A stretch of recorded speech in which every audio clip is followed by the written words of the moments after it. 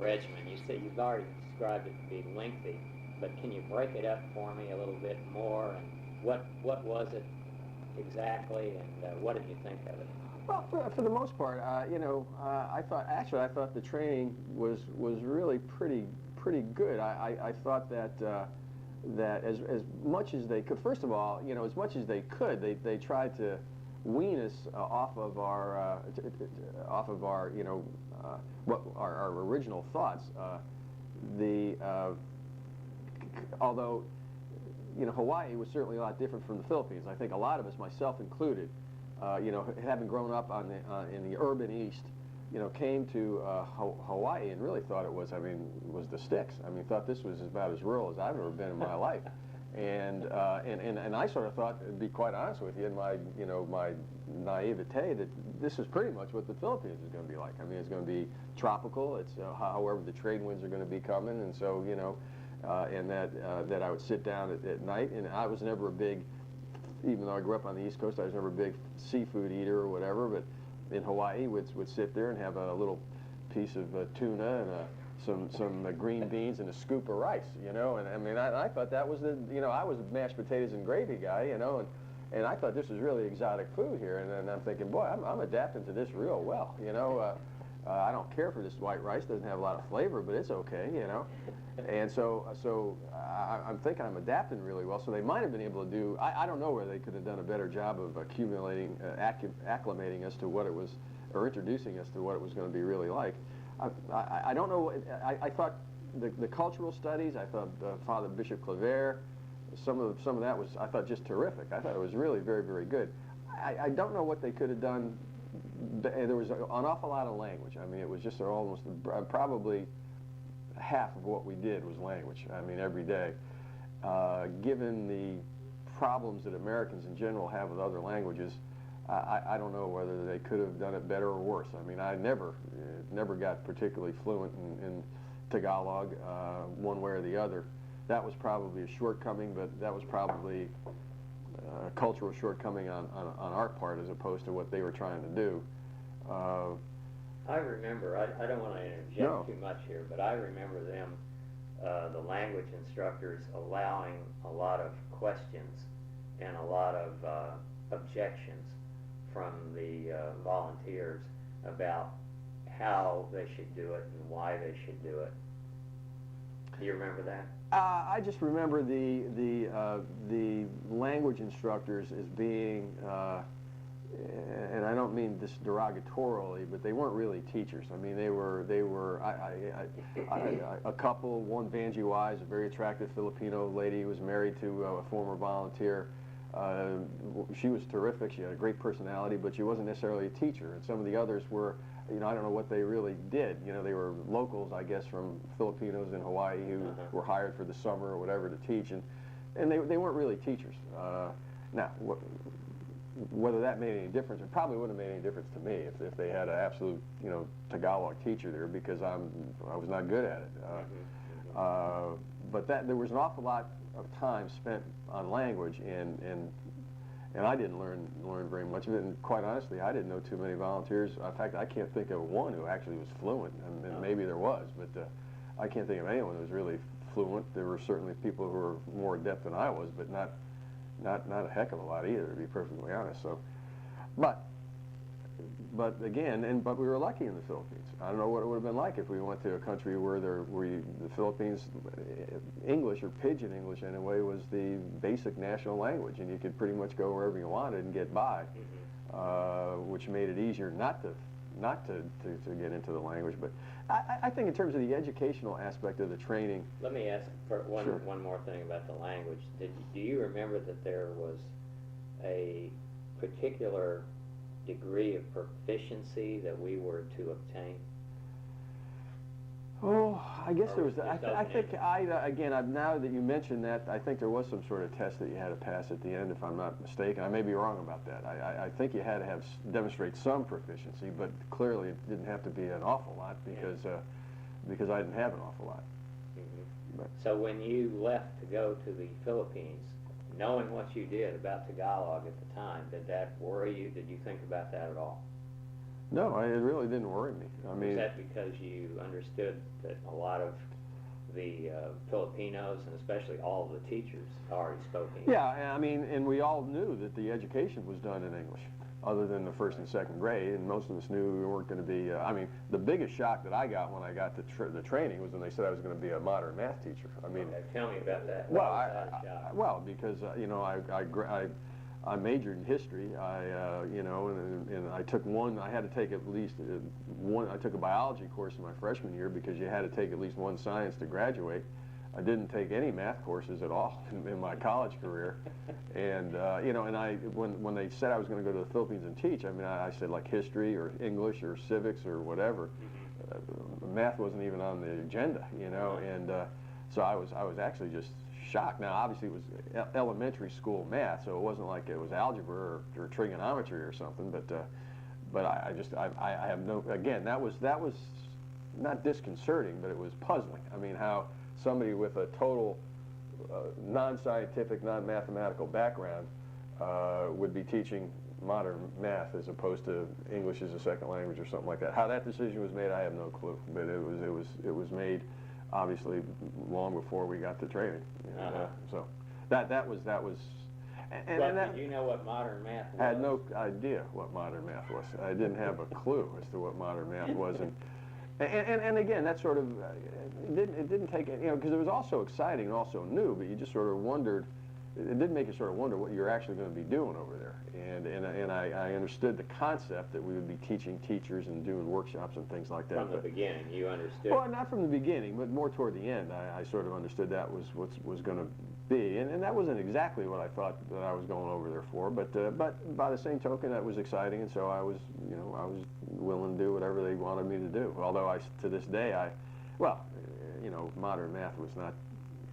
Still wonder why that was a priority, but I guess that was an educational priority, I guess, all over the place back in the late 60s. I think it was. The great, and I will just tell one story I still remember about the modern math, and it's by the time we get this is digressing, I guess we're going ahead, but I do remember I was teaching one of the classes I taught in Barras, the village I lived in, was with it was a 6th grade class, and I taught that just pretty much every day. And one of the parents of one of the boys saw me one day, and he was, like a lot of them, he was just a very nice man, and he was very, you know, very glad that I was in the village and glad that I was teaching his son and so happy and everything like that. And he, in his broken, you know, pidgin English, was talking about how he was glad that his son was learning this modern math. And he said, but now again, this was a 6th grader, he said, but Mike, he said, the problem is he can't tell time. And that's when I sort of realized there was sort of a disconnect on what I was doing, but and this little villager knew it better than everybody who was running the Peace Corps and whatever. But that's another story. Okay, but you weren't disappointed. You were puzzled and surprised, but you weren't disappointed when you learned that your assignment would be teaching modern math to teachers. Exactly. I wasn't disappointed because I wanted to, you know, it was more the adventure. It was more going to the country that you wanted to do, and you were going to do that however possible. And again, given that it was elementary modern math, I mean, I knew that, you know, I could do it.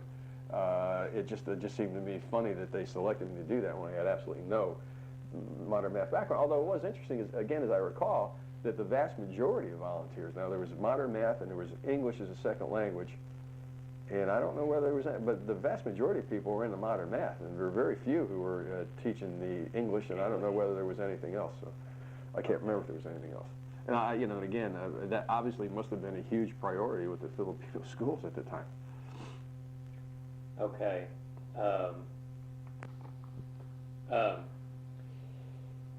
There was, I guess, a final deselection. Do you remember that? Yeah, I guess I do. Again, the initial deselection was the one that was sort of surprising to me because several of the people who I really admired and liked were gone that first time, and I don't really remember who was sort of gone the last time, and you know, I wasn't, you know, but so the first one was the one that was probably more shocking to me than the last one, simply because the guys who and girls, I guess, who I thought were the ones that I would have said were top notch were gone. You know. Was there? Can you remember if there was much consternation among the volunteers after that first deselection about this? Well, there was actually, for the most part, I don't think there was. Among most of them, I think the people who I was closest to were very concerned because they were also close to some of these people who were deselected, and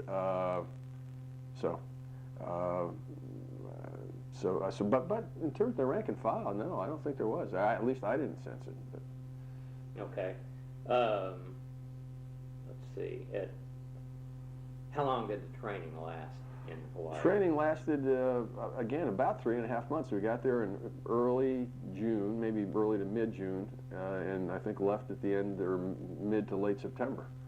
So a good 3 months, a little over 3 months probably. Do you think that was adequate amount of time? Too much? Too little? Oh, I think it was. Well, you know, probably just in terms of lifestyle, it was probably too little because it was a great place to be when you were 21 years old and whatever. But yeah, in terms of the training, like I said, I do think the training, other than the language, which I don't know how they could have improved on that, but in terms of the other parts of the education, I thought we were fairly well versed in the history and the legal system of the Philippines and the culture as much as we could be. I don't think staying any longer would have made any difference. And again, the big and the thing I think that was that sort of masked things a little bit was being in Hawaii and the thought, at least in my mind, that the Philippines is going to be pretty much like Hawaii. I mean, the tropics are the tropics, and it's going to be pretty much like this, and it obviously wasn't. So they give you a fairly specific and understandable set of do's and don'ts in training about when you get to the Philippines?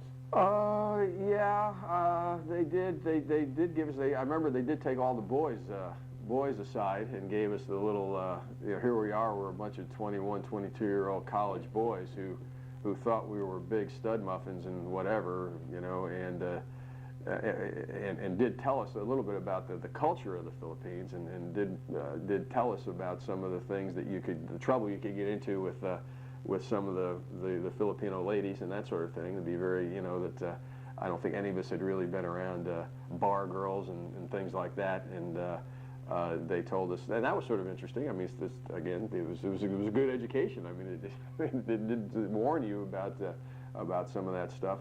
I think in part of the cultural training, though, they told you about how the culture, respected elders, and that there was a lot of formality and politeness, and I think they told us sort of the do's and don'ts, and how you don't point fingers, and how you have different ways to use your fingers and whatever to call attention to something and that sort of thing. So I think they did a pretty good job. Basically, as I said, I think the training for the most part was fine, other than the language, and I don't know what they could have done with the language. What did they tell you about sex? Did they tell you anything about that? Well, that's what they basically said, that boys, you guys, first, that you guys might think that you're, big-time college studs, and but there are 17, 18-year-old Filipino girls who could take you guys to school big time, and don't, be very aware of obviously the diseases, and also that these girls are, while they look like they're beautiful little, Filipino hostesses, are professional bar girls and worse, and they are there to make money, and that was good advice. I mean, it was good advice, because it obviously, if you didn't know that, you probably could have gotten yourself into a lot more trouble than happened for most people. I mean, most people knew what was going on. Did you have a pretty good impression that during training that you were going to be sort of a target of a lot of Filipinos? Oh, no, not at all. No. I mean, again, no. I think, and I don't know how you could prepare for that.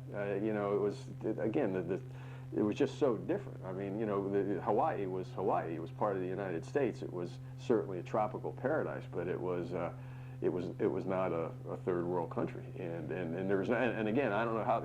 Certainly, if we were at a campus at the University of Washington or the University of Oklahoma, you wouldn't have been. You would have been worse prepared, I think, than if you were in Hawaii. But actually getting it, I don't know how they could prepare you for the the actual experience of going to a third world country for the first time. I don't think they tried. Well, did they ask you for your recommendations or suggestions before you left Hawaii on how training could be better? Do you remember that? I don't remember that. They probably did. You know, I would imagine they did. They probably had some sort of exit survey, but I don't remember. I don't remember. You know, today there are no training programs in Hawaii. Almost all of the training programs are in country. That's what I've learned from these volunteers I've been hanging around. Do you think it would have been better to have sent us directly over to Manila and skipped Hawaii?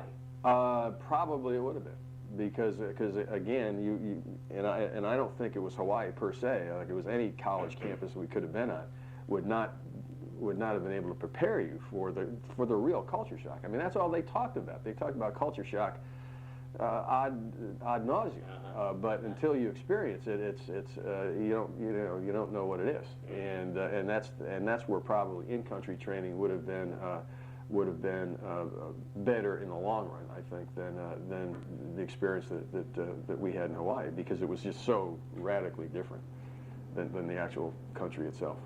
Did you have any, when training was over, but before you got on the plane to fly to Manila, did you have any second thoughts about going? No, I really didn't. I really didn't.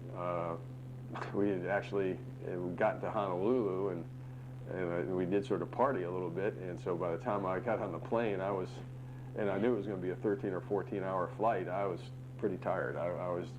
So I didn't have a lot of thoughts at all when I got on that plane, to be perfectly honest with you.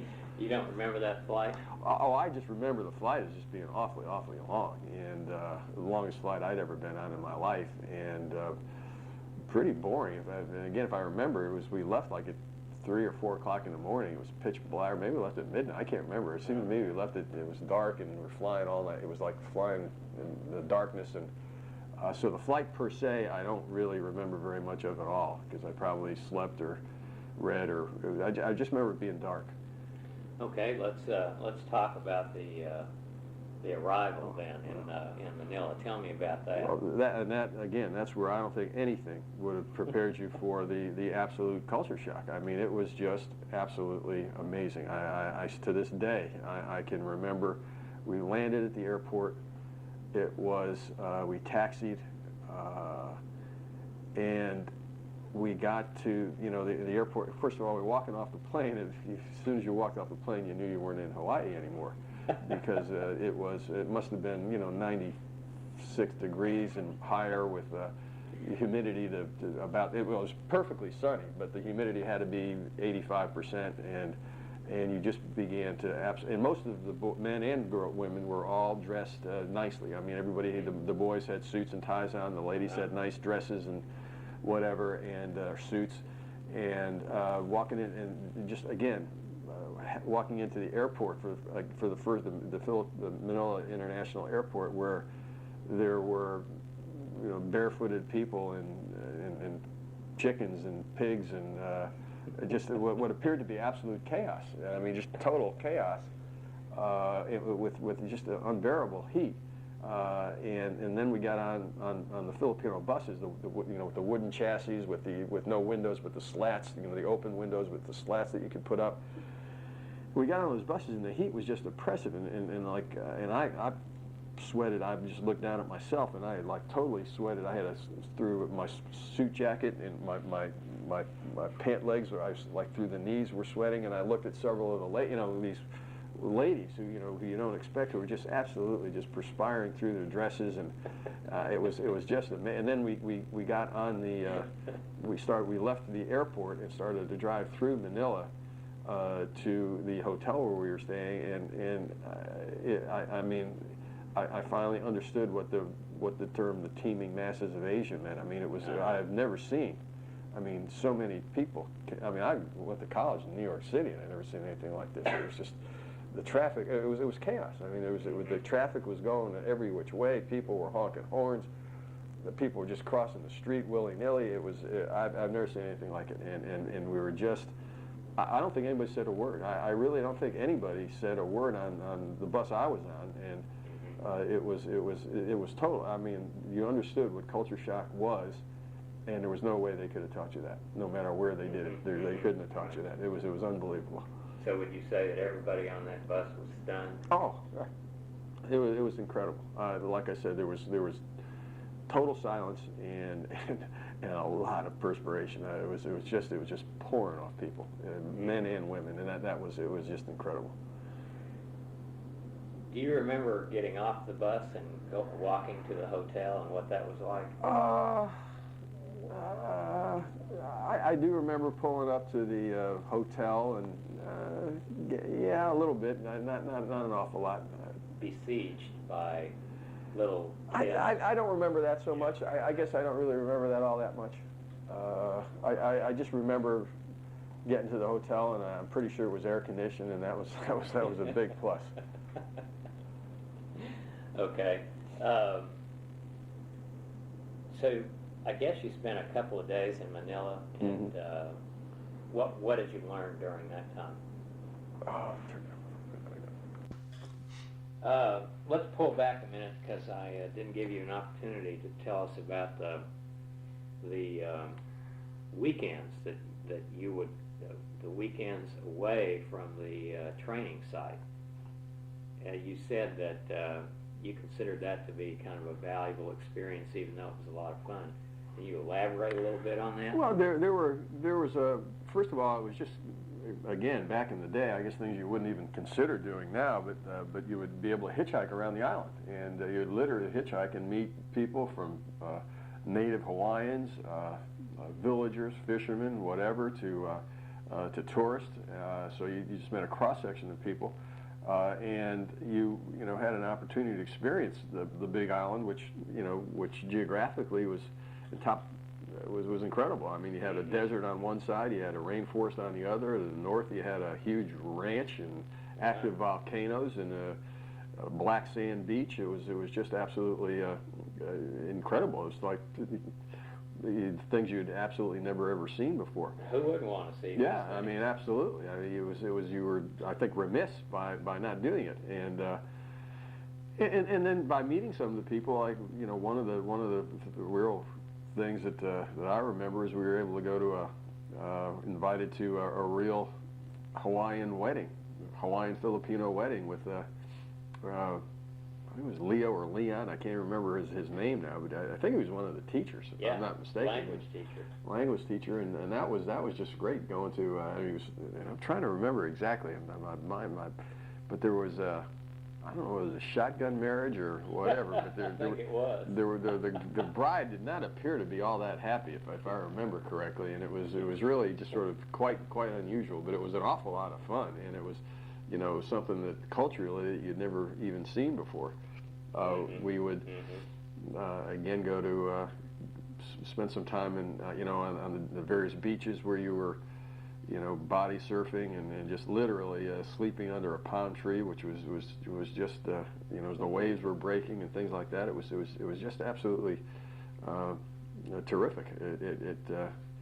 It was, and even back in the day, there was a place in Kona that we would go to called the Akamai Barnes Bar, actually, and later on in the evenings, again, this is doesn't mean anything now, but there was a film crew making a movie there, and Dwayne Eddy, who was a big-time guitarist back then, it was a very popular record. He sold millions of records. He had a very small part in this movie, but he would go to the Akamai Barns and he would play. Later on in the evenings, people would just sit around, and it was terrific. I mean, it was just great. Yeah, it was.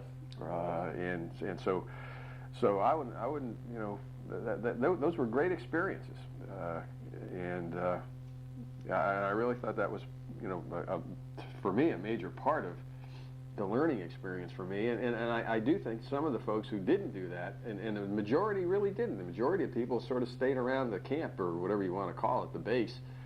I don't know what they did, but because you never did stay. No, I didn't, and I do remember, and I probably shouldn't put this in the archives, but I do remember coming back with several people. It was probably 5 or 6 of us, and we had been gone for the weekend, had spent the night on Magic Sands Beach, which is a beach where the sands would, sleeping and whatever, and got back about 10 or 11 o'clock on Sunday, when a popular song at the time was the Ode to Billy Joe by Bobby Gentry. And it was a very popular song. It's a very long song about throwing somebody off the Tallahatchie Bridge. And I do remember that a bunch of the folks who stayed behind were, for whatever reason, I still don't quite understand this, were trying to, had the record, and were trying to copy down all the words to the song. And so they kept, they'd write a few words and then they'd start the record over, and it was just driving everybody crazy. It wasn't driving everybody crazy, it was driving some of us crazy, and there was a little confrontation about that. But I don't remember that. Oh yeah, I do remember that. And so we kindly asked them to either take their record player someplace else or not to do it where we were trying to take a little nap. Okay, let's move back to Manila then. You've already related about how you got to the hotel, and I was on the verge of asking you about the first few days in Manila and what you learned during that time about what you were going to be doing in the near future. The first few days, again, if I remember correctly, there was a lot of administrative stuff. They took you to the embassy. The doctors talked to you. I can't remember whether it was a physical or not. You were told where you were going to go on your pre-assignment visit and how you're going to get there. That sort of thing. I don't have any. It was a little exploring Manila. Rizal Park. Mabini Street, the different parts of the Manila Bay and Dewey Boulevard, or what was it called? It wasn't Dewey Boulevard then, but Rojas Boulevard, the embassy, that sort of thing.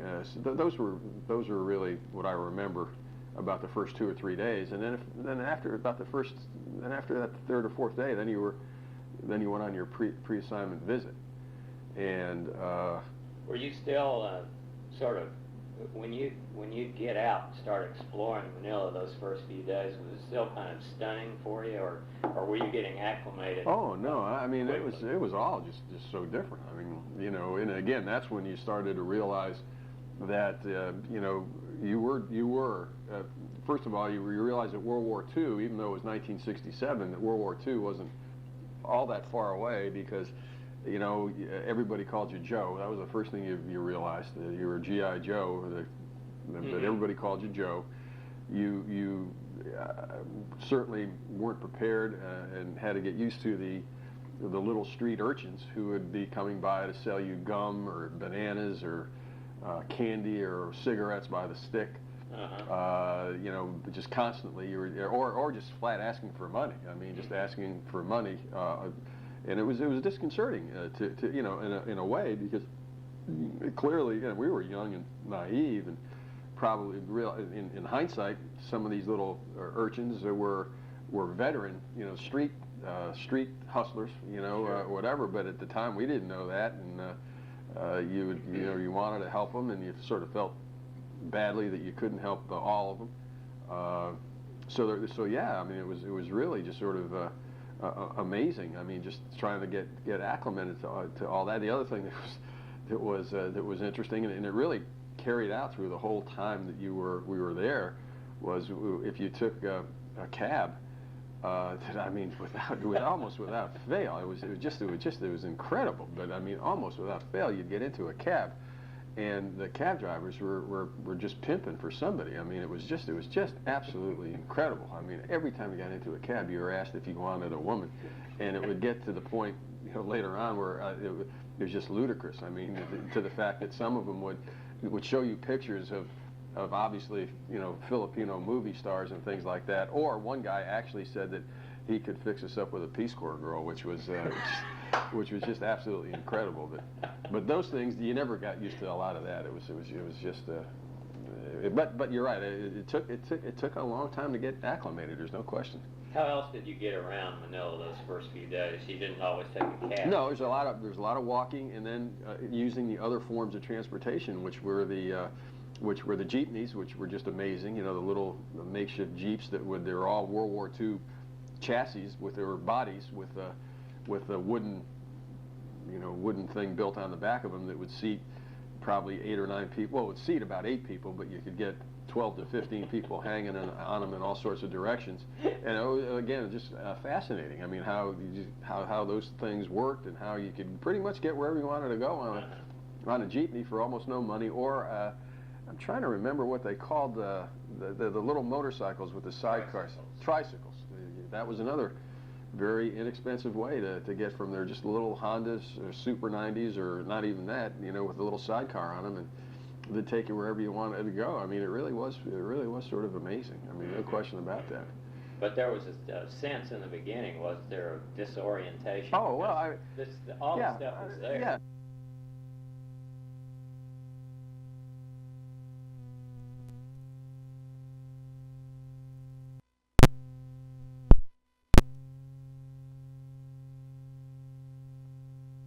Introduce yourself again, just like you did before, so we'll have it for the record.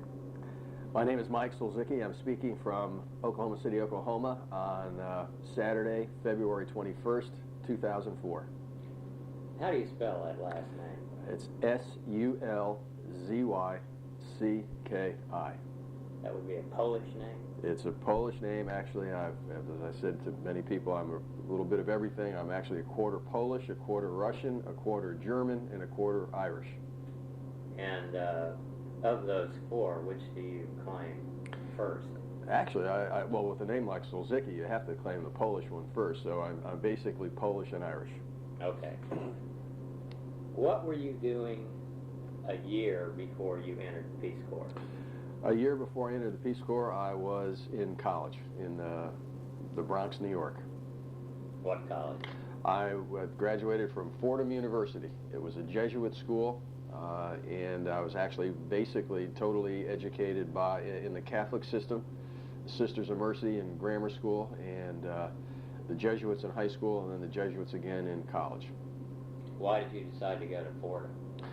I wanted to go to Fordham basically because obviously I had a bias because of the Jesuits, but also I wanted to go to school in a large city, and New York, being close to where I lived and being New York, was just very, very attractive, and I really wanted to go to school in New York City. When did you graduate from Fordham? I graduated from Fordham in June of 1967.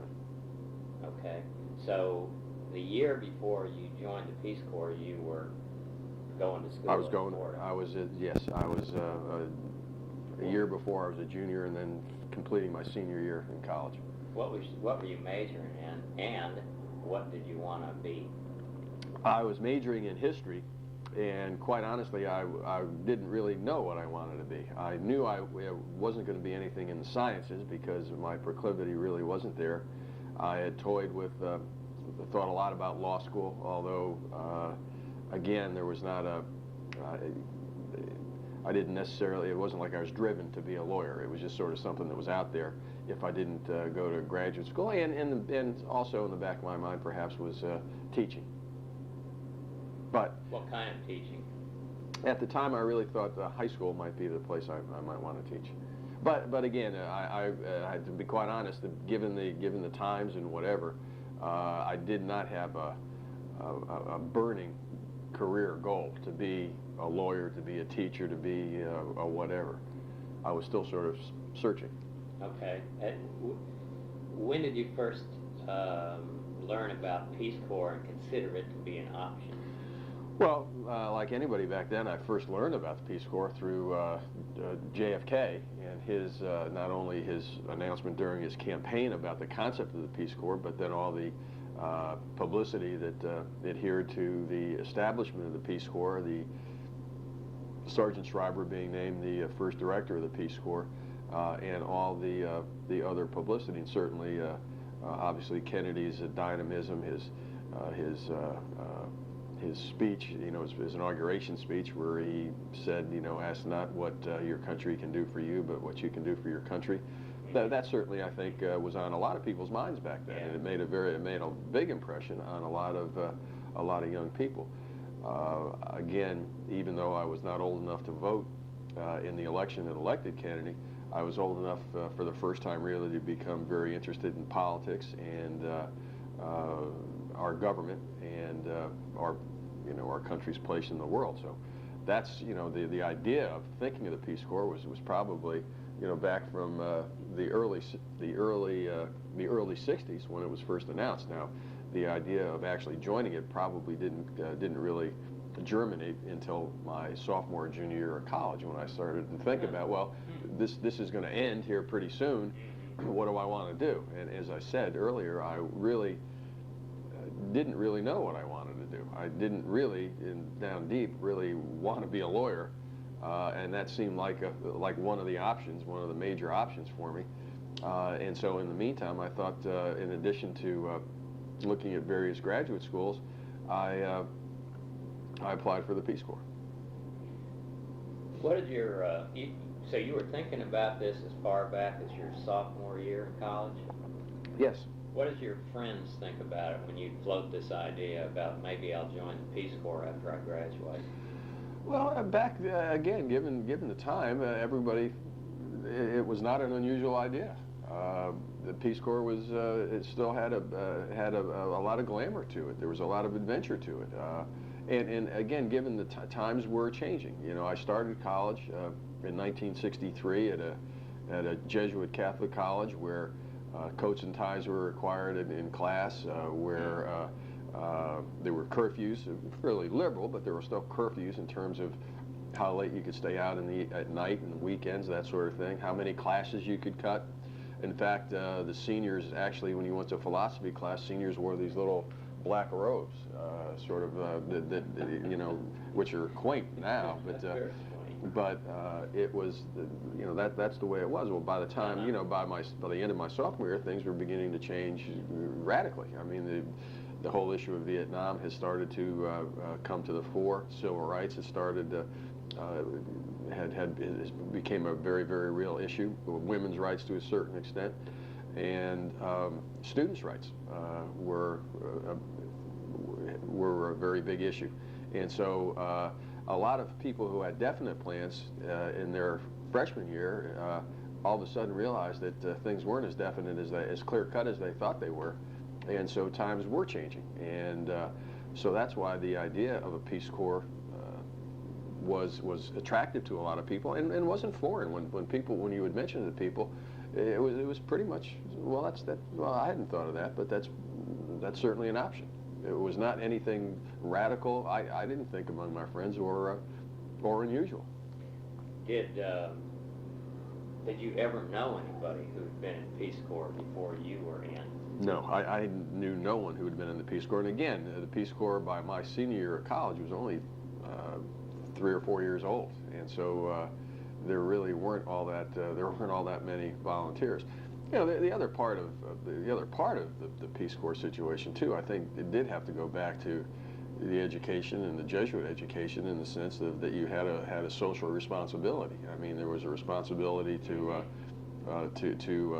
give something back and to try to help others. And I think that Jesuit philosophy, I think, coexisted or augmented the idealism that Kennedy and the Peace Corps generated in so many people.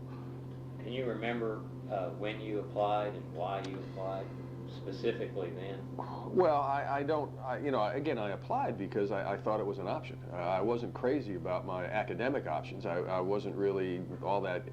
I knew I was going to have to go to graduate school for something, and I wasn't all that excited about doing it. And I thought that, there was an opportunity for me to not to be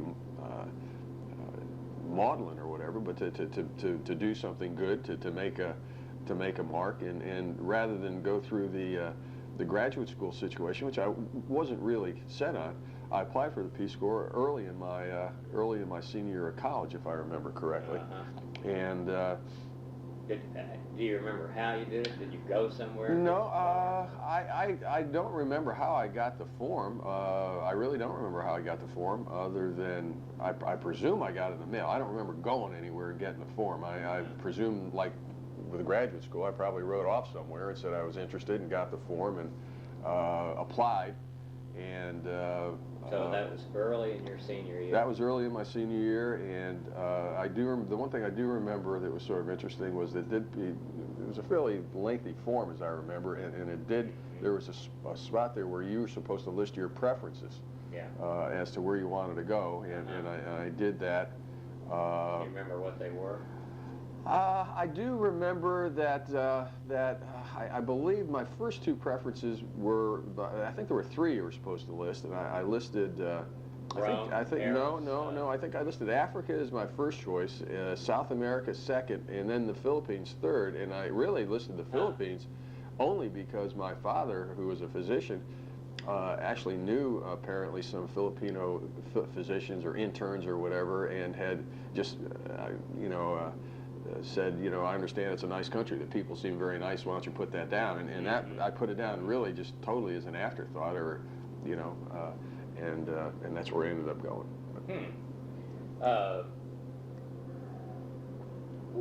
When you, let's see, you applied early in your senior year, when did you hear that you'd been accepted? I heard fairly early on in the second semester of my senior year. I mean, so pretty much for the entire second semester, I knew that that's what I was going to do. So I can't really, I don't know the exact date, but I do know that was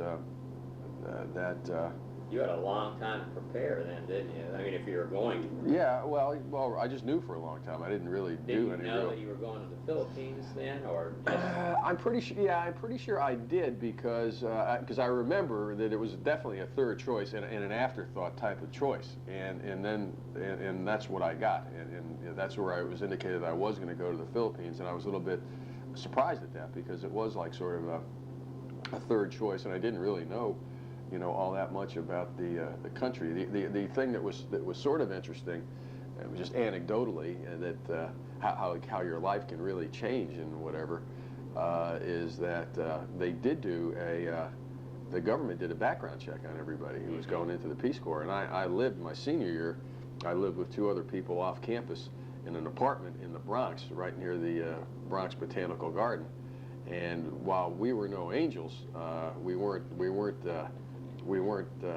criminals or anything like that, and I do remember, fortunately, during the course of doing this background check, they came and talked to various people who lived in this apartment complex, and there were some other people in the complex who weren't really students, but they were about our age, who were big time into alternative lifestyles and drugs and whatever, and the initial reports apparently were that my son, that we were all a bunch of big old potheads and whatever. Really, unfortunately, how do you know what the initial because were? The reason I mention it is because my college roommate, God rest his soul, passed away, and we were roommates for about 4 years.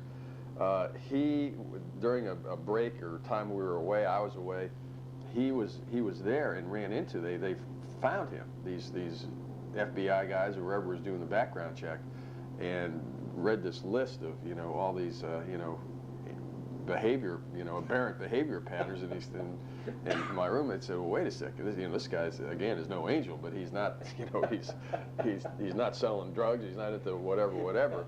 And I guess the FBI guy said, boy, it's a good thing we ran into you, because we've just been talking to all the non-students, just other people in this apartment who didn't really particularly like the students who lived there.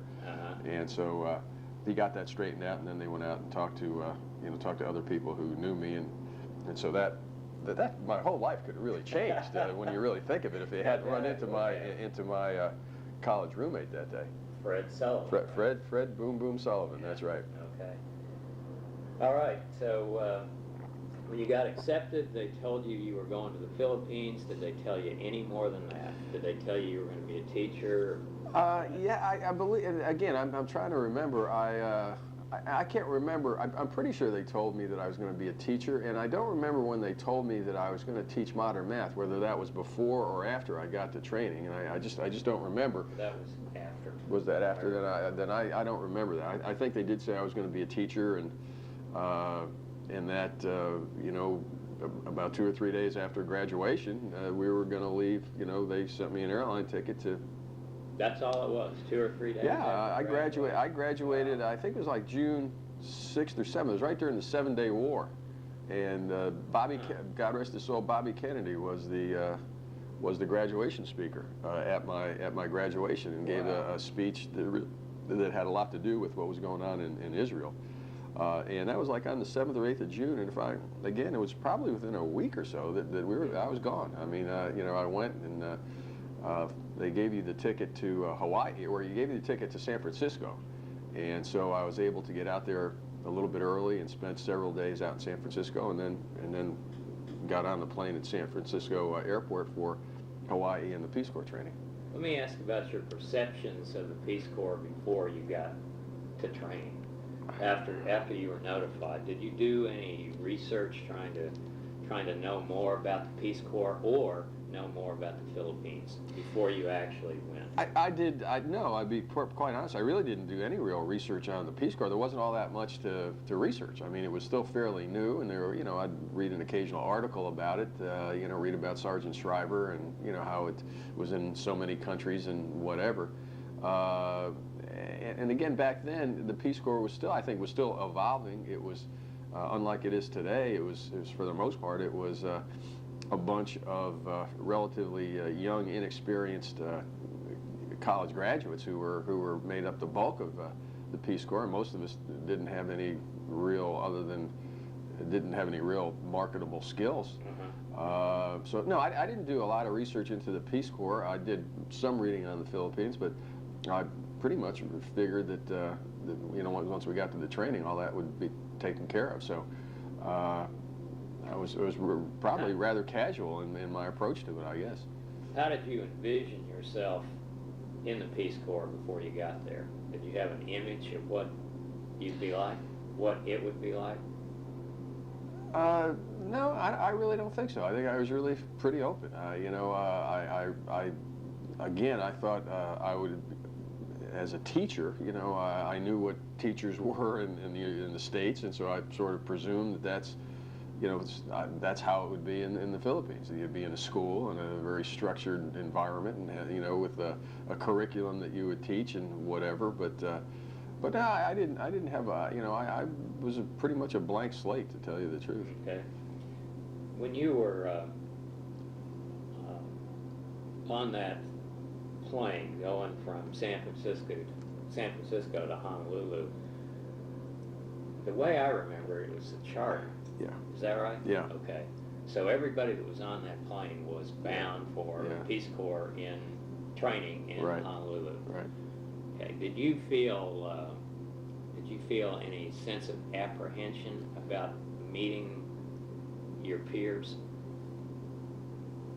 Well, actually, no, because you know, it was a big flight, a big plane, and you really just knew the people you were sitting next to, which was you actually, and another young lady, and that's how you wowed the. You didn't meet anybody else on the plane going over there? Well, no. I mean, it was a plane. You know, it wasn't a party. You know, you got on the plane, you sat in your seat, and that's pretty much what it was. As I remember, I had met.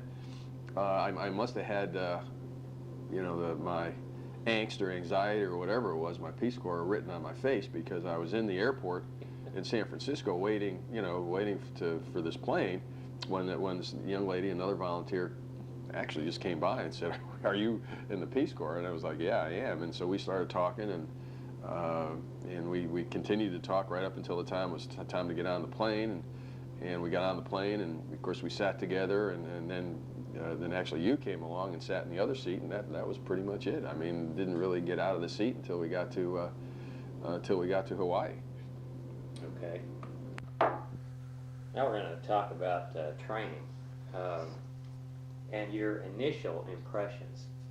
I mean, when we got to Honolulu, then we went to took another flight to Hilo, where we were going to be based for a little while. That's what I'm talking about, that when we moved into that dorm-like facility. Well, I mean, actually, I mean, not to be facetious, but I sort of thought I had died and gone to heaven. I mean, this was really very exciting. After the fact, I think we all found out that most people in the Peace Corps, when they were training, were at various universities in the States and lived in university dormitories and whatever, where we had the opportunity to live for 3 months, 3.5 months in on the Big Island of Hawaii, and it was very exciting, and much more exciting than I thought it was going to be, because while we, at least for the first week or so, we were in the University of Hawaii Hilo on a campus. It certainly was not like any other campus I had ever seen in my life. It was a tropical island, and you know, the quote dorms were, you know, these wooden structures with like nothing I'd ever seen before. So it was just tremendously exciting, and just totally different. I had been born and raised on the East Coast. The farthest west I had ever been in my life at that time was Washington, D.C., and to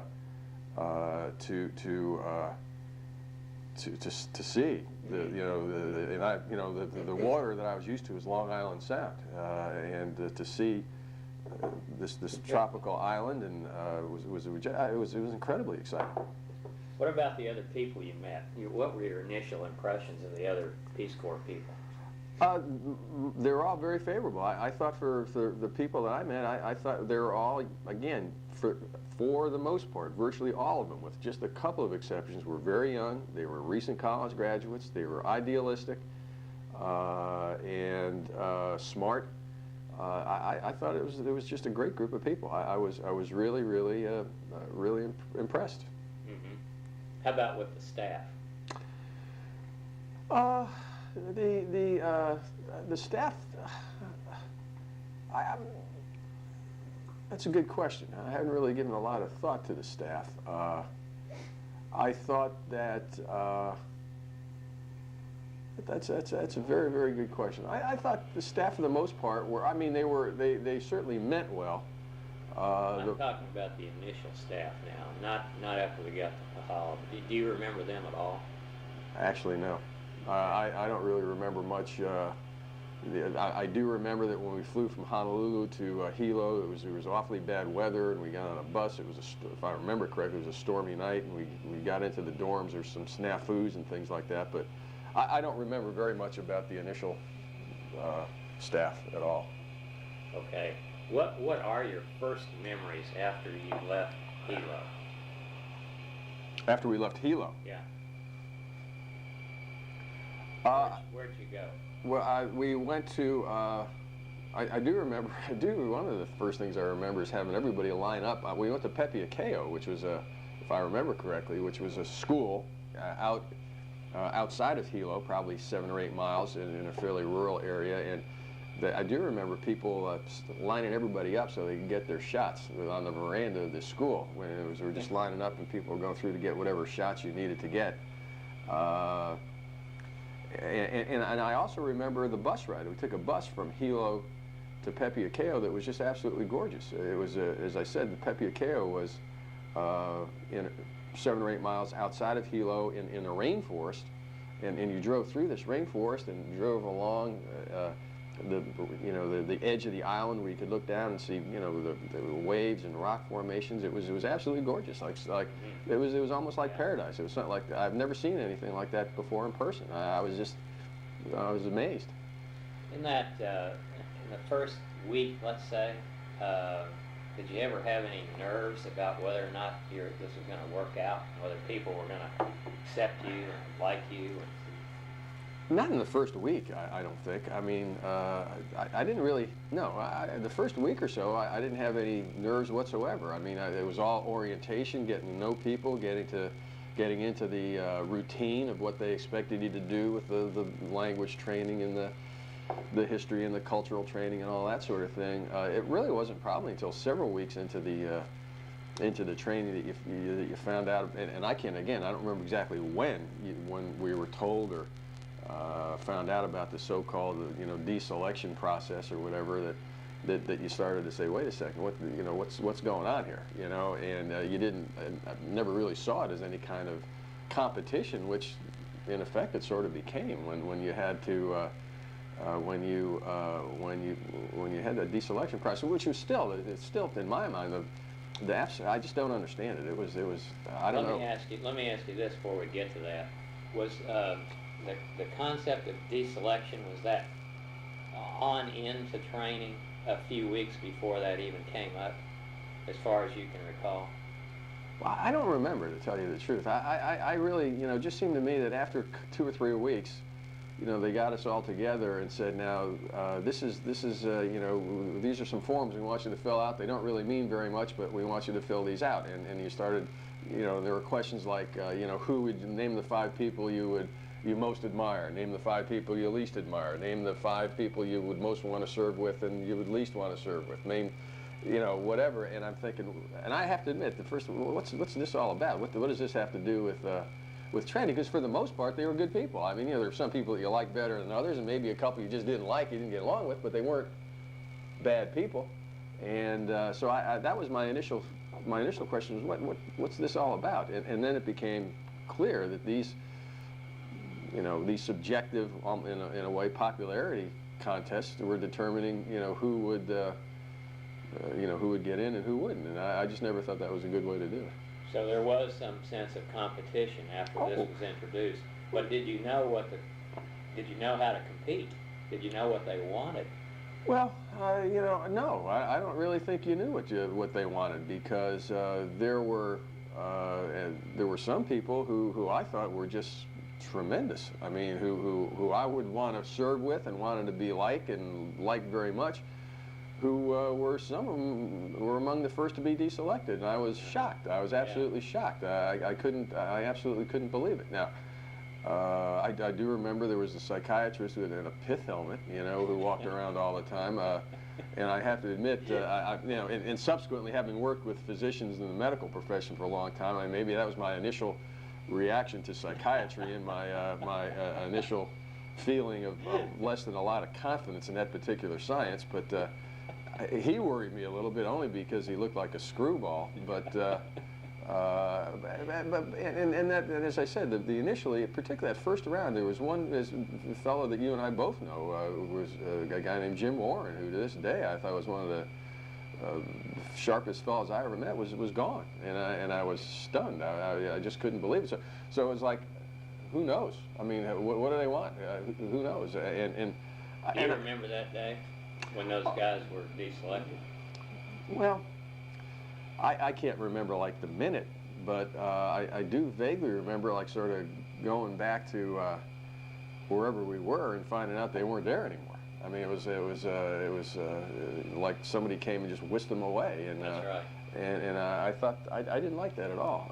But by the same token, then I think it did sort of give you the sense that, well, I mean, as they used to say, as we learned in the Philippines, bahala na. I mean, whatever will be, because there didn't seem to be any particular rhyme or reason to it, and particularly to some of these people, particularly some of the folks who wanted to, who were doing everything that needed to be done, but perhaps weren't. I don't know. It was well, strange. did you ever think, if you can recall, did you ever think that there was a correlation between the ones who were deselected and the popularity or unpopularity of these people? I don't know whether it had so much to do with popularity, although the thing that bothered me a little bit was I think it had something to do with conformity. I think some of the ones who you know, just, well, and I think I was sort of in the schedule. I mean, you know, it wasn't like basic training or anything like that, but I mean, obviously we started very early in the morning, 6 o'clock with breakfast, and then the very structured days, you know, from 6 in the morning through probably 7 or 8 o'clock at night, with all the language and the culture and all that sort of stuff. But then at noon on Saturday, I still remember, at noon on Saturday, you were free. You were ready. You were free for till the following Monday morning, if I'm not mistaken. Yeah. And there were several of us who, which and I was one of them, who were ready to leave and go out and do something. I mean, you know, hitchhike around the island and swim and surf and party and do whatever and just explore. But we were in a definite minority. Most of them appeared to just sort of stay around the base and and that certainly had me worried a little bit, because some of the ones who were deselected were the ones who were with you. Yeah, right. And so the whole process, I mean, and I thought those people would probably, you know, they were more well-rounded than a lot of the people I thought that just sort of hung around and sat by the campfire and, you know, sung Kumbaya in Filipino all the time. But it was. Did you understand? That was about the midpoint, as I recall. But they were the first. Yeah. I mean, there were two, if I remember correctly. There were two. There was one there at the midpoint, and then one at the very end. Yeah. Did you understand at the midpoint that there was going to be another selection at the end? I'm pretty sure they pretty much told us that. If I remember correctly. Yeah. And you then could see at the midpoint that some of these were guys who didn't conform to the same set of standards that the majority seemed to conform to, staying around the site, not leaving on weekends. You were leaving on weekends. Oh, yeah. You were leaving every weekend. Yep. Well, I mean, did that worry you then that you might? Oh yeah, I mean it did, but by the same token, you know, it was a once-in-a-lifetime experience. I mean, it was part of the things that we did outside of the training. I mean, we were getting 5.5 days of training every week, of intensive training every week, and so the rest of it was a great learning experience, a cultural experience, and whatever. And I thought that was very much a part of it. Nobody did anything to the detriment of anybody else. I mean, when the little group or whatever that left for you know, for the weekend.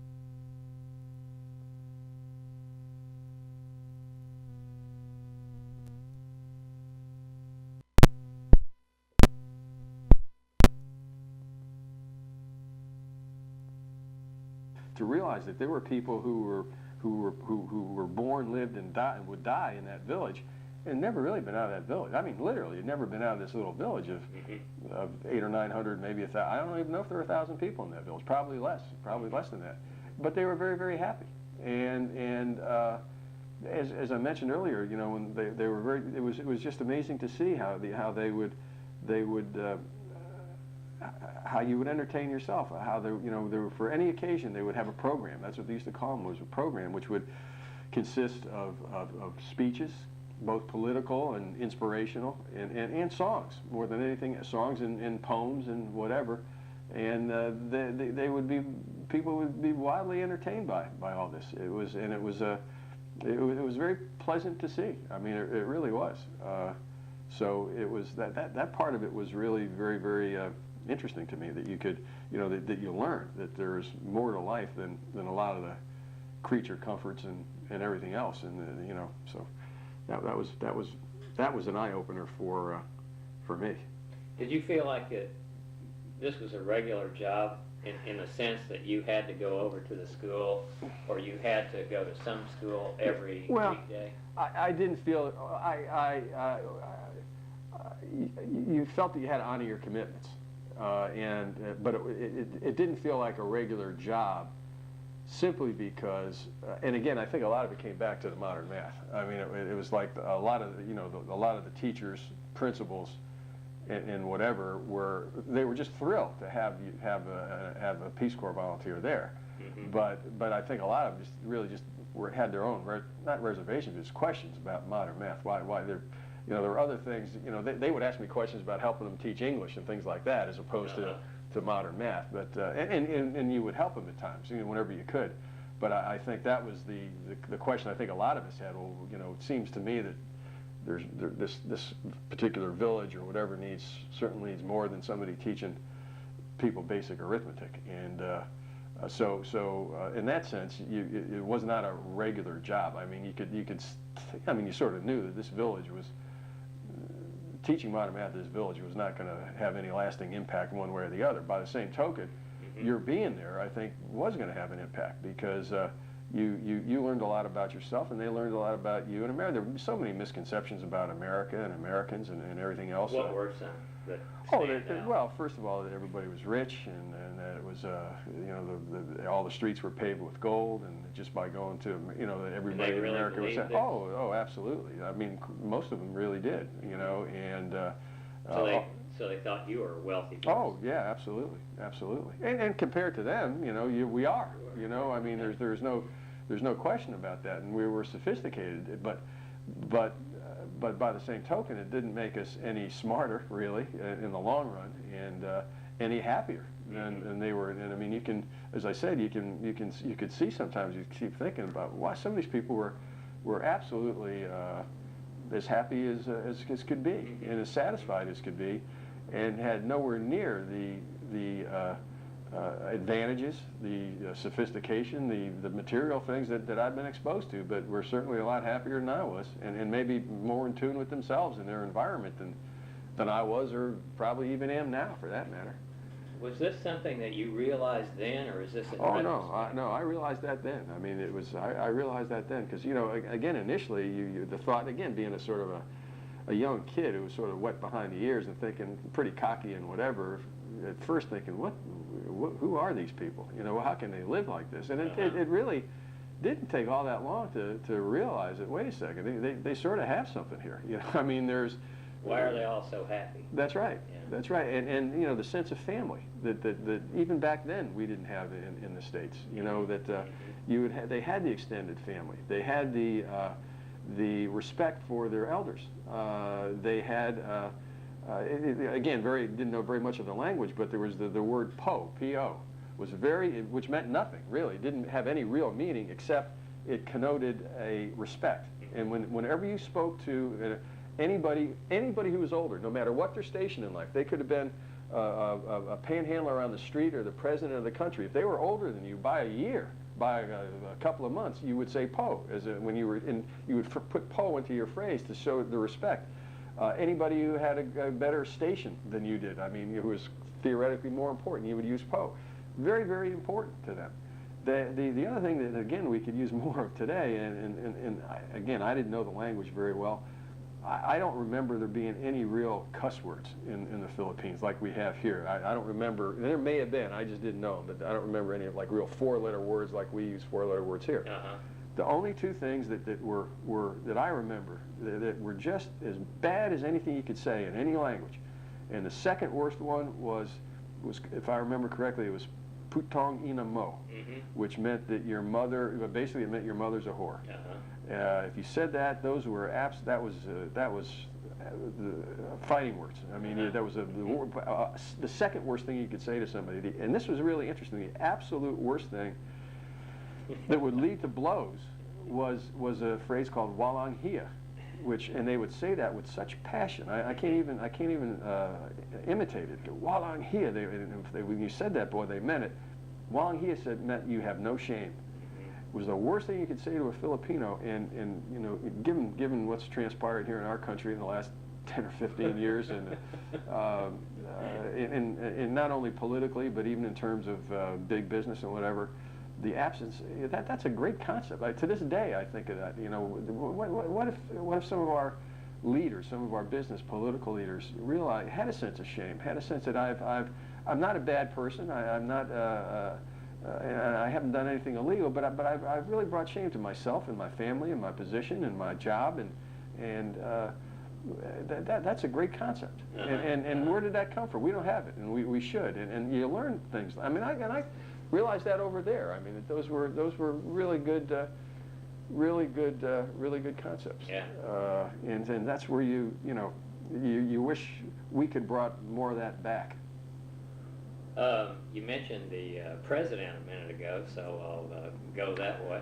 Yeah, I did. I actually had two good stories about President Marcos and Mrs. Marcos, Imelda. They were duly elected when we were over there from '67 to '69. They had just been elected for the first time, and they were the Jack Kennedy and Jackie Kennedy of the Philippines. He was a young war hero. She was a beautiful, talented woman, and they seemed to be the right people in the right place at the right time. They said all the right things, and I think they actually meant it, possibly meant it at the time. I did have, there was, Sergeant Shriver had just left the Peace Corps and was replaced by a guy named Jack Hood Vaughn, who came to the Philippines. G. Menon Soapy Williams, a former governor of Michigan, was the ambassador to the Philippines at the time. And when Jack Hood Vaughn came, they had a big party at the embassy for actually the ambassador's house for Jack Hood Vaughn. And they invited all the volunteers from around the country to come in, and I went to that, which was a couple of hundred other volunteers did, and it was just a tremendous event. You know, we'd been out in the boonies, and it was just a beautiful home, with Japanese gardens and lanterns, and there was music and just tremendous food and drink, and it was incredible. About 10 o'clock at night, as the band was playing and whatever, Imelda Marcos and Ferdinand Marcos showed up to the party, and it was like amazing. It was like if Jack Kennedy or Jackie walked into a room, and it was absolutely something to see.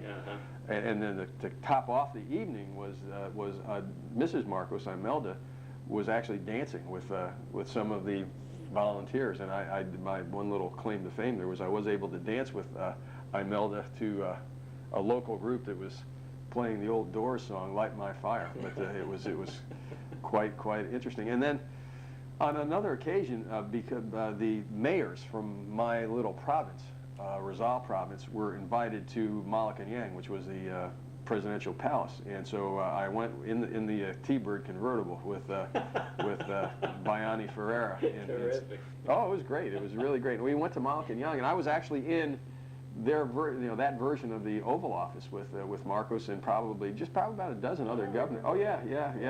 And I think there's a picture taken that I no longer have, but.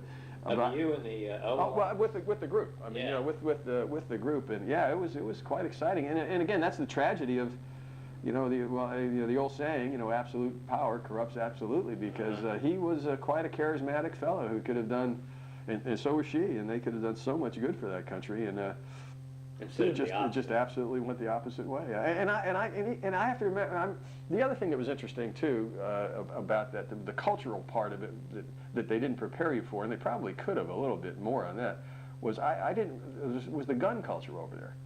I mean, everybody had, not everybody, but a lot of people had guns and carried guns, carried firearms. And I do remember in training, though, I do remember somebody saying, again, I referred to it early on, that you're going to be taller and lighter than everybody there. So if any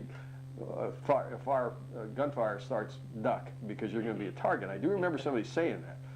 But getting over there, and of course with the polo barongs and the barong Tagalog, the shirts they wear, a lot of them were very fine. And so they would carry these guns in their waist pockets, and you could see them through the shirts. And it was really disconcerting. And then going into like restaurants or bars or whatever, where there would be signs. I mean, check your firearms at the door. Right. That took an awful lot of getting used to. It really did. Anybody ever shoot off a gun in your presence? The only time I remember being in crossfire was actually with you, as a matter of fact, when we were down in Zamboanga, and we were out in a outrigger canoe, and I don't know if you remember this or not, but we were in one of those outrigger canoes that we weren't able actually to control. We didn't know how to use the back oar as a rudder, and so we were drifting out into the South China Sea, and there was a boat that was dynamite fishing. And they were dynamite fishing, and there was a Philippine constabulary boat came by and started with a bullhorn, told them to stop dynamite fishing, and there were a couple of shots fired between the two of them, the two boats, and nothing happened. But we were sort of in the middle, and then I don't know how we got back to shore. I think somebody came back out and helped us back in. And then the other time I remember that I thought we were in a little bit of trouble was. I was in Manila with actually George McCambridge, who was a mutual friend of ours, and he was from California, and we had gone to see the Graduate. The movie had just come out, or just gotten to the Philippines. It had been out for a while, but it just got to the Philippines, and we all wanted to see it. And went to see it, and it was very, very nostalgic. And after the movie, we went to a little club or whatever you call it, and we were drinking some San Miguel's, and there were some Filipino girls there who were our age, and you know, we started. And it was just all real pleasant. I mean, we were just talking to them, and it was nothing to, you know, no big deal. But we were having a good time when their boyfriends came in, and they were not happy that these girls were talking to us, and so there was a little concern there, but it didn't, fortunately, did Did it threaten you at all? Well, let's say that we paid our tab and left pretty quick. We weren't going to mess around, but that was a little disconcerting. But the gun culture was interesting. And again, I remember when Mark was finally declared. We were back by that time when he declared martial law and everything like that. And at the time, I actually thought that, you know, and I remember one of the things he did was he not only put a moratorium on guns, but basically collected the guns. I mean, made people turn them in. And I thought, you know, maybe that's what the country needs, is a benevolent despot here for a while, you know, which I think he sort of prefaced everything on, that he was going to do this martial law just to get everything under control. Obviously, it didn't happen, but at the time, I thought, well, maybe he can do something, and clearly it didn't work out. So when you were in the Philippines, your impression of Marcos and his regime was basically positive. Oh yeah, very much so. I mean, very, very much so. Now, you know, it was a different culture. I mean, there was, I think they called it Pakikisama, if I remember correctly. It was basically, it was graft. I mean, you know, it was different than us. I mean, you know, it was everywhere. Right? It was everywhere. I mean, but it was sort of in a way, it was just part of the culture. You know, you scratch my back, I'll scratch yours. You know, I'll make you the godfather of my kids. Well, I might expect something somewhere down the line. But that kind of stuff was going on, and it was probably, you know, that kind of stuff is cultural and probably won't change. But for the most part, I thought he talked a good game about spreading the wealth and everything else. But obviously, he didn't do it. Any last things to say about him? But I think you pretty well summed him up as. No, I mean that was just. He had a lot of potential, and yeah. he didn't use it. Yeah, he really did. He really did. And he was, you know, I'd love to find out what happened to my friend the mayor after Marcos went through went through the martial law and whatever, because he was still the mayor when you left. Oh yeah, he was absolutely still the mayor when I left. And I mean, conceivably could have been the mayor for life, because he was an extremely popular fella, you know.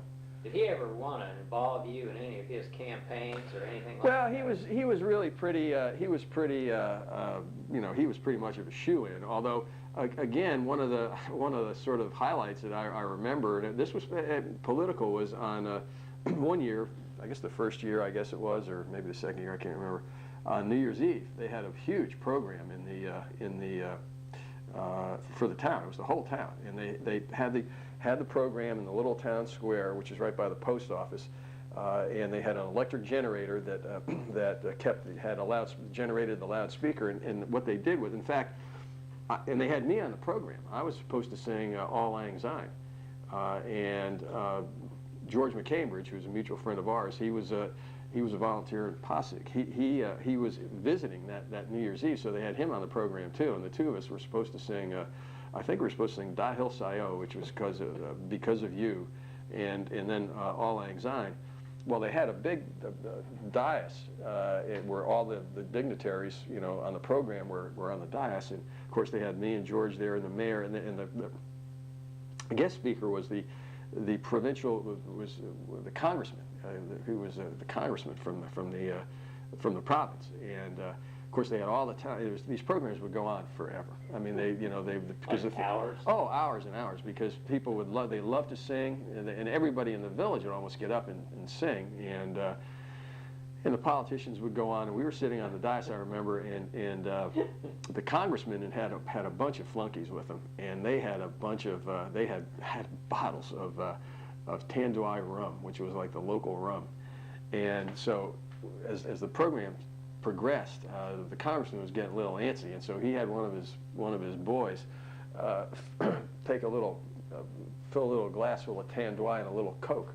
And he was sipping on that, and then he sort of made the gesture to Poggy and I if we might want to partake, and we said sure. So we were up there. You mentioned Poggy. Oh, well, that was George McCambridge, who was his nickname over there. George was a very nice-looking fellow, and the pogi was a Filipino slang word for handsome. If somebody was considered a handsome fellow, they called them pogi, and that part of the reason for that was there was a song that was very popular there called Pogi de Hingoli, which meant you're very handsome but you don't take a bath, and it was one of the most popular songs in the country while we were over there.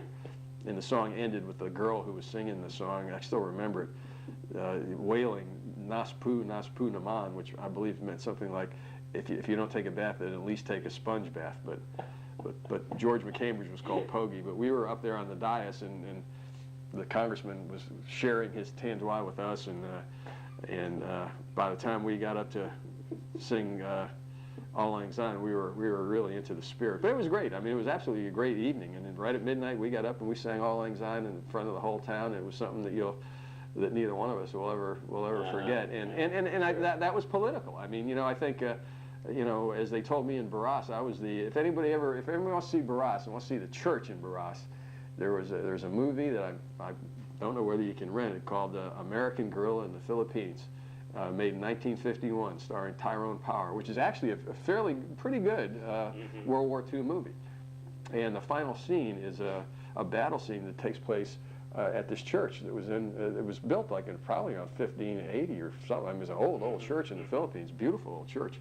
And they used to say that I was Tyrone Power and me were the only two Americans that had ever been to Barras. But politically, I mean, I think he didn't use me to campaign per se, but I mean, he and I were buds, and everybody knew it, and he took good care of me. There's no question about that, and I'm sure that helped him. Did you get around much on weekends, or did you stay in Barras? Oh no, we would no. That was one of the things we did get around quite a bit. I mean, you would travel around the country. We would visit, we'd go, there were a lot of volunteers. There was a core group of volunteers that were in Manila, so you could always go into Manila and, and find somebody to hang with. George McCambridge lived in Pasig, which was probably a half-hour bus ride toward Manila from where I was. You were, at least for the first year, were in Calumpit, which was a couple hours away. And so, no, we would. I mean, again, we did, I don't know whether it was every weekend, but probably more weekends than not, we would get out either to visit another volunteer or to go into Manila, where you could head to the embassy. And it was good. I mean, in a way, you get into Manila, and things like that just seem so mundane, but you'd get off the bus or jeepney in Manila, and they had an A&W root beer stand. You'd go and get an icy mug of root beer. One thing actually, there was no milk essentially there's no milk in the villages. Just none. It was just not there. No refrigeration. No refrigeration, and so I mean, one of the things I used to do a lot was there was a dairy, Magnolia Dairy, which made ice cream and milk and whatever, and I used to go to one of the Magnolia Dairy stores, one of the first things, and just get a pint or a chocolate milk and just drain it down. Things like that where you had to do it. And I can remember we would go to there was a restaurant in Makati that did sort of serve American food, and they had like the soup. If you ordered a tomato soup, well, it was a very nice restaurant, but the tomato soup was straight out of Campbell's. I mean, it was a Campbell's, but it was delicious. I mean, it was like that kind of stuff that you absolutely missed. And I'll tell you, well, you were actually part of this. One of the best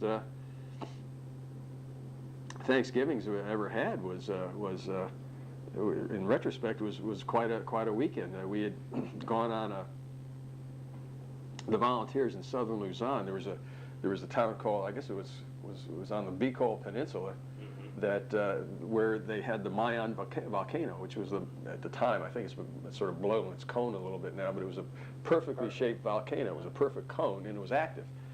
And the volunteers down there in the southern part challenged some of the volunteers in the other parts of Luzon to a Thanksgiving Day touch football game, where we'd have turkey and stuff like that after the game. Well, we all got, we were all leaving Manila, the ones from the northern part of Luzon, we were going to leave Manila on a train.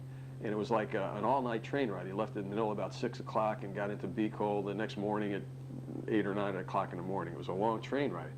And in typical Peace Corps, I sort of wanted to pay the extra bucks and maybe go to the first class train that had one car that was like a little bit air conditioned and stuff. But of course, most of the volunteers were wanted to just do it like the rest of the people, and so we got on the third class, and which the cars were unair conditioned, and you know, again, they were just chickens and pigs and whatever. It was just unbelievable. And so we were, and you'd go and stop at every little village, and the kids would get on selling bananas and San Miguel beer and cigarettes and by the stick and gum and whatever. And we're going and clicking along, and that night, about probably around midnight or so, the train, it was a train wreck. I mean, the train went off the track and tipped over, and as far as I know, one person was killed, but the train was I mean, it was done. It was in the middle, we're in the middle of nowhere. I mean, in a rice paddy, that's where it went over. And then to make it matters worse. Did your car tip over? Oh yeah, yeah. It did about a 180. Didn't do a 360, but it did about a 180. And but then a typhoon comes up, and so we're in. At the same time? Yeah. You weren't there? I wasn't there. Oh, geez, yeah. Well, I mean, a little while later, so we're standing, and we're out in the middle of nowhere, and we finally found a house that was on stilts. And so we stood in the, under the house all night long, you know, while the storm just raged and whatever. Wow. And there were several, George McCambridge was there, and a girl named Melissa Reesner, who lived in Manila, was a Peace Corps girl. And the next morning, you know, the storm subsided, and we're still the train was still wrecked, and you know, there was no way we were getting to Bicol, and so we decided just on the way down. Just on the way down, and so we decided, well, we're going to go back to Manila. I mean, it was, you know, and so we got on a bus and went back to Manila. It had been a long, you know, long night, and we go back to Manila, and get off the bus at the bus station, and we took a cab actually to take Melissa back. Melissa lived in a little apartment. There were like four. It was like a quadruplex. I mean, there were four little townhouses together, and the townhouse is an overstatement. Yeah. They were little whatever, and she lived with another girl named Martha, who I can't remember her last name right now, but a very nice girl. And Martha decided she didn't want to go to Bicol, so she stayed back in Manila. So we're beat. It's like 2, 3 o'clock in the afternoon now, and we take Melissa to her house in the cab, and then we're going to take the cab, George and I, back to his place where he lived with his family in Pasig. And so we let Melinda out of the cab, and as the cab is sort of maneuvering to get back out of this complex, Melissa comes racing out of the house, just almost screaming, "Don't go, come back, whatever." We came back. And the night before, while she was with us in this train wreck typhoon, Martha had been in the apartment by herself when the gentleman was murdered. A neighbor actually and his relative got into a fight, and one of them stabbed the other guy to death right on their front porch.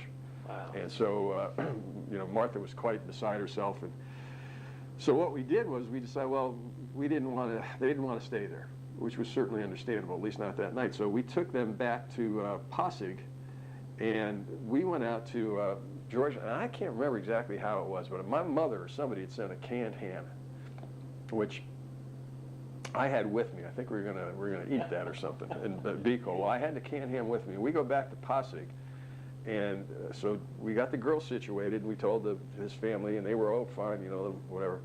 And then we went to the market in Makati, and we got like potatoes, and we got like, we didn't get turkey, but we had ham. It was Thanksgiving. We had ham and potatoes and green beans or whatever. And came back, and somehow we made this terrific. I mean, it was probably the best Thanksgiving. It was just a regular, you know, American dinner, and it was a real pleasant Thanksgiving. I mean, it really was, under some really unusual circumstances. Right. I mean, it was really, really strange. Tell me about, at the end of the first school year, we were all supposed to have some kind of summer project, you know. What was yours? That's a good question. I don't know. I can't remember. Okay. I mean, I didn't go anywhere. I stayed in Barras. Maybe it was doing the baseball. I don't know. But I don't have any real remembers of that. Yeah, you're right about that. I do vaguely remember having to have some sort of summer project, but I don't know what it was. Okay. What about the food Did you ever get used to the food over there? That was difficult. Again, I don't know how you would do this in Hawaii or any college campus, but like I said, in Hawaii, you would sit down for an evening meal with a scoop of white rice, a nice piece of tuna or mahi-mahi, and vegetables of some sort. Where over there, there was no milk, no beef whatsoever. A lot of fish that they would get from the lake, which I was near a lake called Laguna de Bay, and you'd get little sardine type fish that they would literally dry out. They'd catch them in nets, and then they would dry them out in the street. They'd just put them out in the street and let them dry. And they would just sort of cook those in fish oil, and literally, and again, instead of the scoop of rice we're used to, you'd get a whole huge bowl full of white rice with maybe a couple of these little sardines on top, and that was tough to take. And they would make for me. I did have some. Well, the mornings were really pretty good because they would, except for the fact that they would make this like about 4 o'clock in the morning, which was 2 hours before I'd get up. But they would have an egg. You'd usually have an egg, and they had nice rolls. They had nice bread called what was the bread called? Panai or something like that. And it was very nice. But what they would do is the lady would make the eggs. They'd fry a couple of eggs, but they'd fry them about 4 o'clock, and I wouldn't get up till like about 6 or 6:30. And what they would do, they would leave those eggs sunny side up under a little screen. They'd have a screen that they'd put over the plate to keep the flies off it and stuff like that. And they really looked beautiful, except that they were cold, but they were all right. And then and then at lunch, you know, there were like some canned beans, there were rice and some canned beans, and then at dinner, you know, it was who knows? The food was really very, very difficult. Again, a story that it was really, honest to God, true, was about a year or so after I had been there. Again, your friends and relatives and parents would send you, you know, something, occasionally some money, candy or candy bar, box of candy, or cans of soup or something like that. Well, one day I came home for lunch, and I said to like the doctora or the other lady who I lived with, what's for lunch or something like that. And again, the way school was, you'd go to school in the morning. There was like 2 or 2.5 hours for lunch. You'd have your lunch and take a little siesta and then go.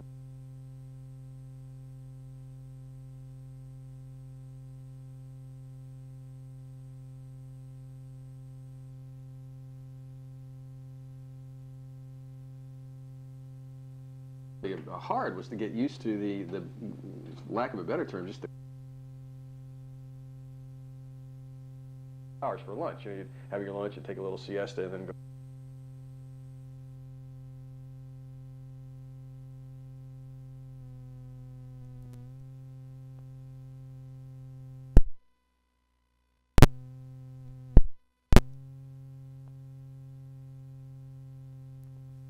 Hard was to get used to the lack of a better term, just the chaos that just was routine.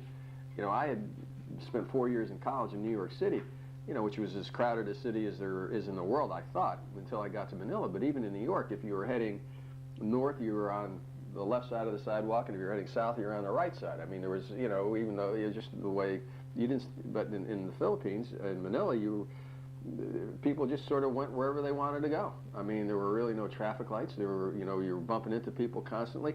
There was not the abject hunger in the Philippines that there were probably in some other places, at least not then.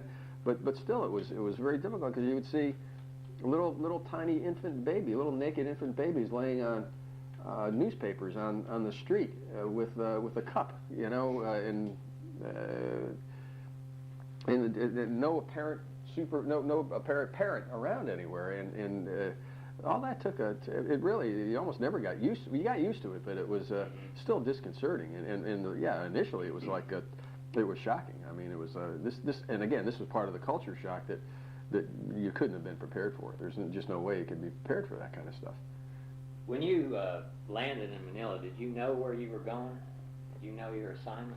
No. Did you know where you were going for your in-country trip? No, the way if I remember, we went to the hotel, and then, you know, during our 2 or 3 day orientation, that's where they told you where you're going to go for the in-country training, and I can't remember whether they told. I do remember when I got back from the in-country training that they told me where I was going, and that's another story. But I went to that was exciting. Going, I went to. They sent me to a place called Pinamalayan on Oriental Mindoro, which was the eastern part of Mindoro Island, and. Where's that in relation to Manila? That was well, I have to get the map, but I think it was south of Manila, and you had to take a ferry from Manila to Mindoro, and actually you got to Occidental Mindoro, and then you had to take a bus from whatever little town the ferry landed in, and that again that was a total. I was used to the Staten Island ferry and. The Port Jefferson ferry on Long Island Sound. And, you had to go down to the dock area of Manila, which was a pretty rugged place. I mean, and you're by yourself as and again, I remember in training they just pointed out to you that you were going to be, for the most part, you were going to be taller, a head taller, and about 10 shades wider than anybody there, and that you were going to stick out like a sore thumb, and you really did. And going to the port for the ferry was quite exciting. I mean, and then the ferry itself. Again, were you by yourself? Oh yeah, absolutely. They just said you pick the ferry up at whatever the place was, and you're on your own to get there. So I mean, it took a lot of ingenuity and a lot of. And you had to have some nerve to do it. I mean, I don't know what they did for the women, but for me, they just told them that's where you're going. And I got there, and again, a ferry is almost like a misnomer. I mean, it was certainly a boat, but it was an ancient type of a boat that was just totally overcrowded. I mean, there was no place to even stand for that matter, and it was just this was not a luxury liner. I mean, these were people who were barefooted in shorts, men with many of them had no shirts on, women, with suckling babies and holding suckling one and two or three at their feet, with chickens and pigs and produce of whatever sorts, fish.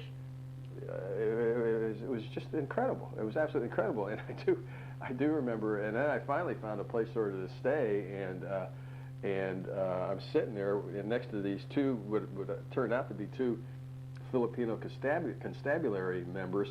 What's that? They were policemen. They were sort of like the Filipino state police, and they were on either side of a guy who looked like sort of a Filipino version of Charles Manson, and who was handcuffed and whatever. And it turns out that he sort of was. I mean, he was some killer or some sort that they were taken somewhere. And it was probably a 2-hour ferry ride, into South China Sea or whatever it was, to get to Pinamalayan, to get to Occidental Mindoro, and then got on the bus and got to Pinamalayan, and one of the things I remembered about in the training was schistosomiasis and elephantiasis, the two diseases, and that were. And I got to Pinamalayan, and there was like open sewers, like along the street. I mean, it was just like an open sewer, and I'm thinking, oh boy, I mean, I'm going to come down with schistosomiasis or whatever. And so I got to the house where I was supposed to stay, and I wish I could remember the volunteer's name because he was really a nice guy, and he had been there probably a year and a half, and it was a nice family, and they had a very, very nice house actually. And the thing I really remember about it more than anything. A couple of things was like at noon they would ring the Angelus every day, which was incredible, and people would stop and actually pray the Angelus. But the other thing that I absolutely remember, probably from the first or second night, was there was a big house actually he lived in with 2 stories, and we were on the second story, and he had these big windows, and obviously the windows didn't have any glass or anything; they were just open, and you could close the slats, but they were big open windows. And there were 2 beds in there, and he was in one by the window, and I was in one on the other side of the room by the door. Of course, we had our mosquito nets over us, and he had gone to sleep, and I was reading. And so I had this light on, and I'm reading under the mosquito net when there was this huge crap, boom, something hits the wall, and I look up and there's this thing, this huge like black thing on top of the mosquito net, and I'm just screaming. I mean, I just didn't know what the heck was going on. And the other volunteer, the veteran volunteer, got up and very casually picked what turned out to be a huge bat, and just threw it out the window. And he just said that was par for the course. I mean, and I remember it just scared the Jesus out of me. But I had it was a very interesting 2 weeks in Peter Line. Now, how long had that volunteer been there? He was there. He'd been there at least a year, probably a year and a half. But he was probably on his way out, I would think. What did he do? Was he a teacher? I think he was, but I don't remember. Okay. How long did you spend there? About 2 weeks. 2 weeks? Yeah, about Okay. 2 weeks. And he was a nice guy, and it was a very pleasant experience. What were you there to? Well, I think that was where that was really the first, where they tried to acclimatize you to the culture. I mean, this is pretty much what it was going to be. This is a typical village. I presume the guy probably was a teacher. This is pretty much what you're going to be doing, and this is what it's going to be like. And you didn't have anything specific to do. No. You're just going to live there. Just there to live and to observe. Yeah. Okay, so at that time he would be teaching in the school and you'd go with him? That's right. Okay, all right. Anything else about that 2 weeks? Remarkable you can remember? No, not really, not really. Then I came back to Manila, and again, I thought when I got back to Manila, I thought I'd probably be able to spend another 2 or 3 days, maybe even a little bit longer, just in a hotel, just sort of coming back down before I went on my final assignment. And that wasn't the case. I mean, I got back to Manila, and I don't remember exactly how it all happened, but I went to the Peace Corps office and pretty much was saying, here's I think I was given written information that I was going to, my final destination was Baras, B-A-R-A-S, Baras, Rizal, in Rizal province. And so only then did you learn? Yeah. Okay. Right.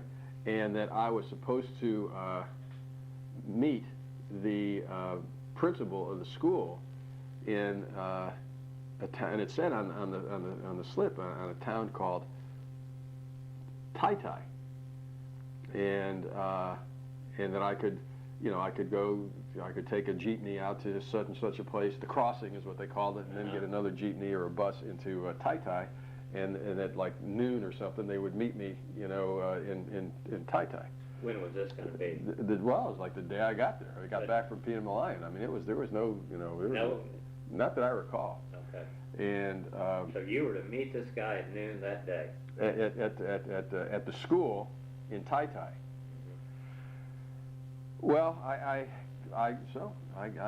take a jeepney or whatever out to the cross. What did you have with you, by the way? I didn't have. Again, I'm trying to remember. I think suitcase? I just a suitcase. Yeah, just like a suitcase. My trunk. They were, and the truck was going to come, or might have already been where I was supposed to be. I'm not sure. Because we are given those great old steamer trunks and things when we were in training. But yeah, it was just the basics. Some change of clothes and some basic stuff. And so I took the jeepney out to Tai, or to the crossing, which was in Quezon City, and then got the bus to Tai. And I get off, and Tai actually was a fairly, it was not all that far from Manila, and it was a fairly good-sized town. And it was a Saturday. And so they didn't have school on Saturday, so I was supposed to go to which I thought they just said go to the Tai Elementary School. So I saw the tricycle driver there and said, well, I'm supposed to go to, he said, hi, Joe, where do you want to go? And I said, I'm supposed to go to the Tai Elementary. So he said, well, there are like about 4 or 5 elementary schools in Tai. And I said, well, I don't know. Here it is. It says Tai Elementary School.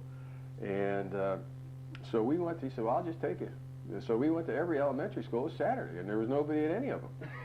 And I'm thinking, well, geez, what the hell's going on here, And so finally, this guy was a nice enough guy, and he said, I don't know, Joe. I mean, he took you all over, and I think we went to like one of the principal's houses, and he didn't know anything. And so fortunately, there was some telephone service in Tai. And so I got to, it was a little telephone company. And I got to that, and I was able to put a call in, and somehow or another, fortunately, I got a hold of I guess it was Charlie Plant, who was like the country director for the Philippines then. Regional representative or whatever, yeah. Who was like our supervisor and whatever. And I said, you know, Charlie, I don't know what is going on here. I said, but I'm out here in Tai-Tai, and there's nobody here. I mean, we went to every elementary school, the high school, there's nobody here. I mean, they don't even know that I'm coming, you know. There's no principal here or whatever. And he starts fumbling through the papers and everything. Oh, he said, how do you spell that? I said, T-A-Y, Tai-Tai. Oh, he said, well, we've made a mistake. You were supposed to go to a village called Tanay, T-A-N-A-Y. I said, oh, okay. You know, and actually you're supposed to take the bus or something, and then whatever. So I tell this to the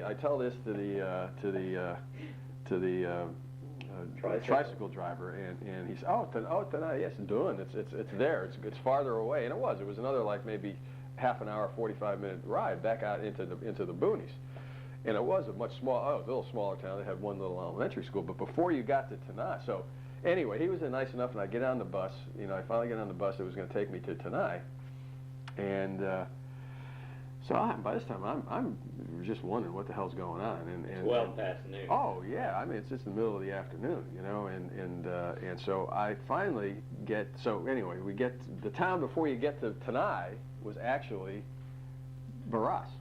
So I'm on the bus. And we pull into Barras. I said, well, this is, I think, where I'm supposed to be. Of course, the main road through Barras, it was totally dirt. It wasn't paved at all. And as you wound through, you know, the whole main road is from one end of town to the other was less than a mile. It sort of curved around, and as you're moving out, as you were leaving Barras, that's where the little elementary school was. And as we're passing the school there is a sign on the school that welcome Peace Corps Mike Sulzycki. And I said, oh, I think this is where I'm supposed to be. And so I tell the bus driver to stop, and so he did, and so I got off the bus, you know, and I walk across the road, this dirt road to the school, and I mean it was really sort of sad. It was a Saturday, so the principal was a really terrific guy. His name was Nicanor Katapusan. He was a great fellow. He really was. And he had all the teachers. I mean, they had, as you know, I mean, they love to do programs. You know, they had a whole program waiting, you know, for me to show up at noon with songs and dances and whatever. And so I show up, and so I cross the street, and by this time there were a handful of teachers still there, and Mr. Katapusan. And so we finally did make the connection. And the other thing I remember about the program specifically was I had no idea why this was part of the program, but several of the teachers sang "When It's Springtime in the Rockies." And then we went to then they took me over to where I was supposed to live, and there. So it was quite an exciting start. I have to admit that, because I mean for a while I'm thinking, what in God's name is going on? You know, here I am, and they didn't even know I was coming. You know, but it was a. So they did have the program for you. Well, they were only about half. Yeah, there was a couple of them still there. Still had a little bit of a program. We had some, you know, nice cookies and things like that, and then they took me over to the place where I was going to stay, and who did you stay with? I stayed with a lady dentist named Dr.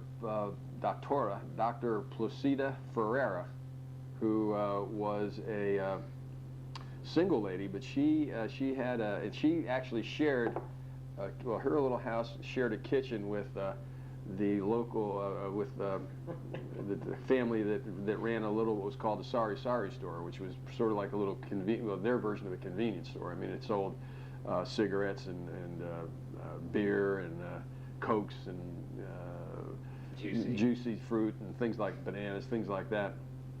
And the other lady had her husband, Rudy, I believe his name was, and they had 2 little boys.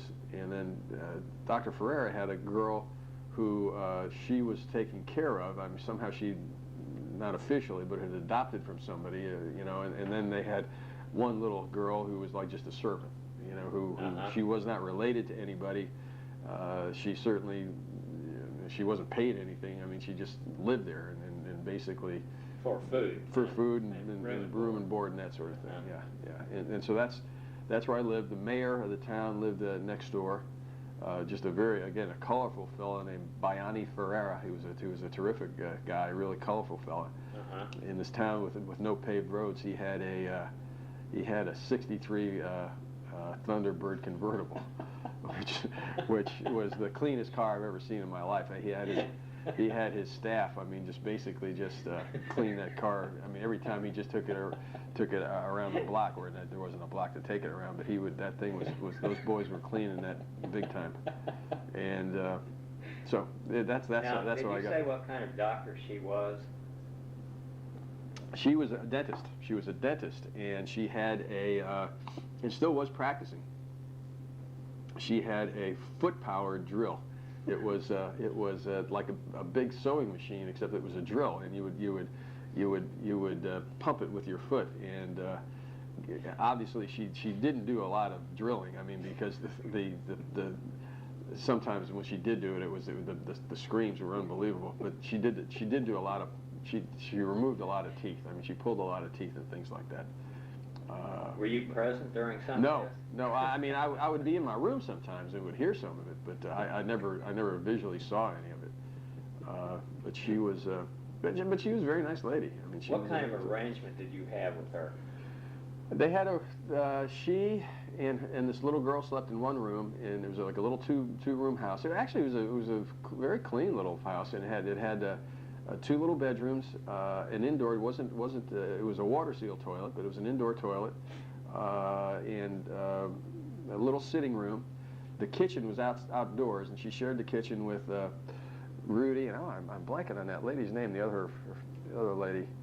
They shared that outdoor kitchen that was covered, and we were paid 250 pesos a month, which was about what a Filipino teacher would get. And I paid her about 100 pesos a month for room, board, and laundry, which was probably, in hindsight, was probably more than a regular Filipino would have paid for that. But that was the arrangement that we had. So she would. Did you make that deal with her? Or?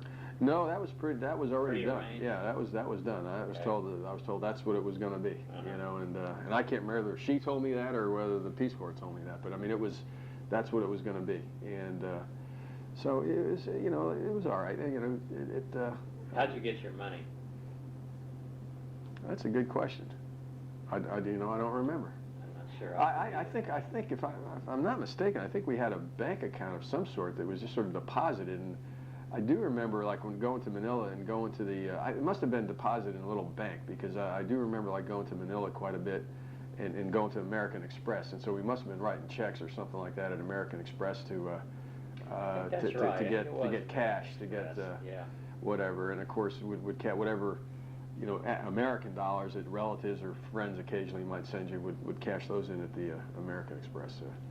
Did you find that 250 pesos? Why was it 250 pesos? Again, I was told that was pretty much what a Filipino teacher would make. Okay. Yeah. Now whether that was true or not, I don't know, but that's what I was told. Okay. Did you find the 250 to be adequate to meet your needs? Yeah, I mean, it pretty much was. It certainly was.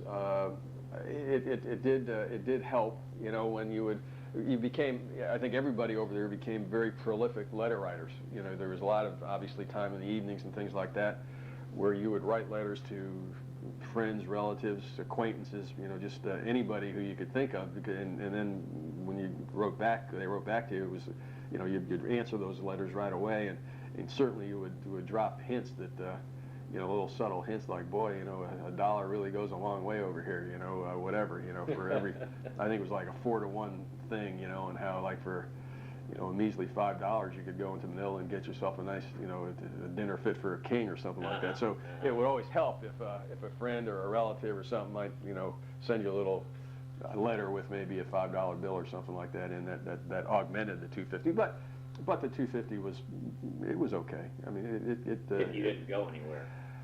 Pretty much, although, yeah, but I mean, we did manage to, there were times, like during the Christmas vacation and things like that, where you were able to go to Baguio and different places, so it sufficed.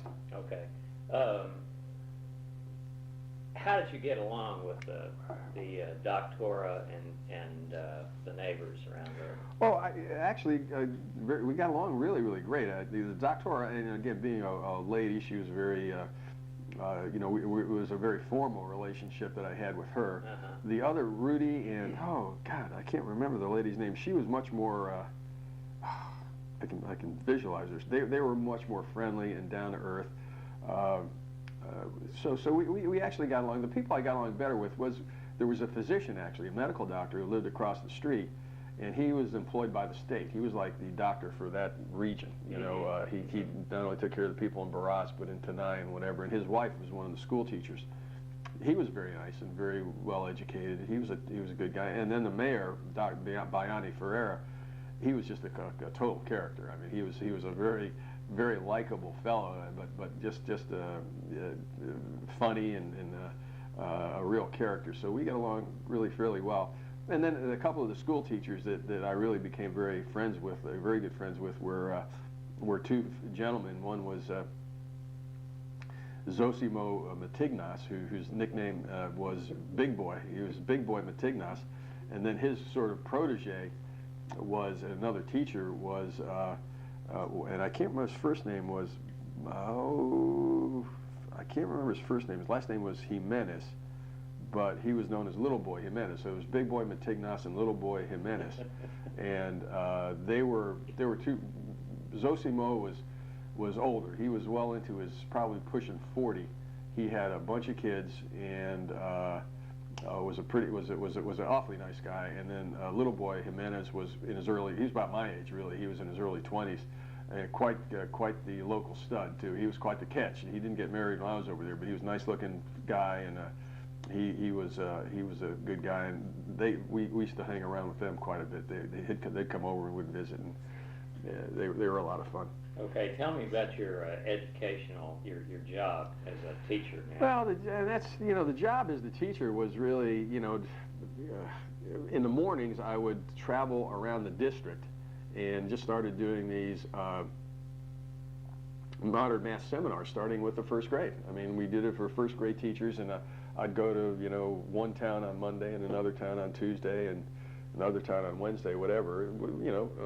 And do these little programs, and so you do the first grade, and then I do the second grade and the third grade, and all the way, whatever. And I did those mostly in the mornings, and then in the afternoons, I'd come back and I taught.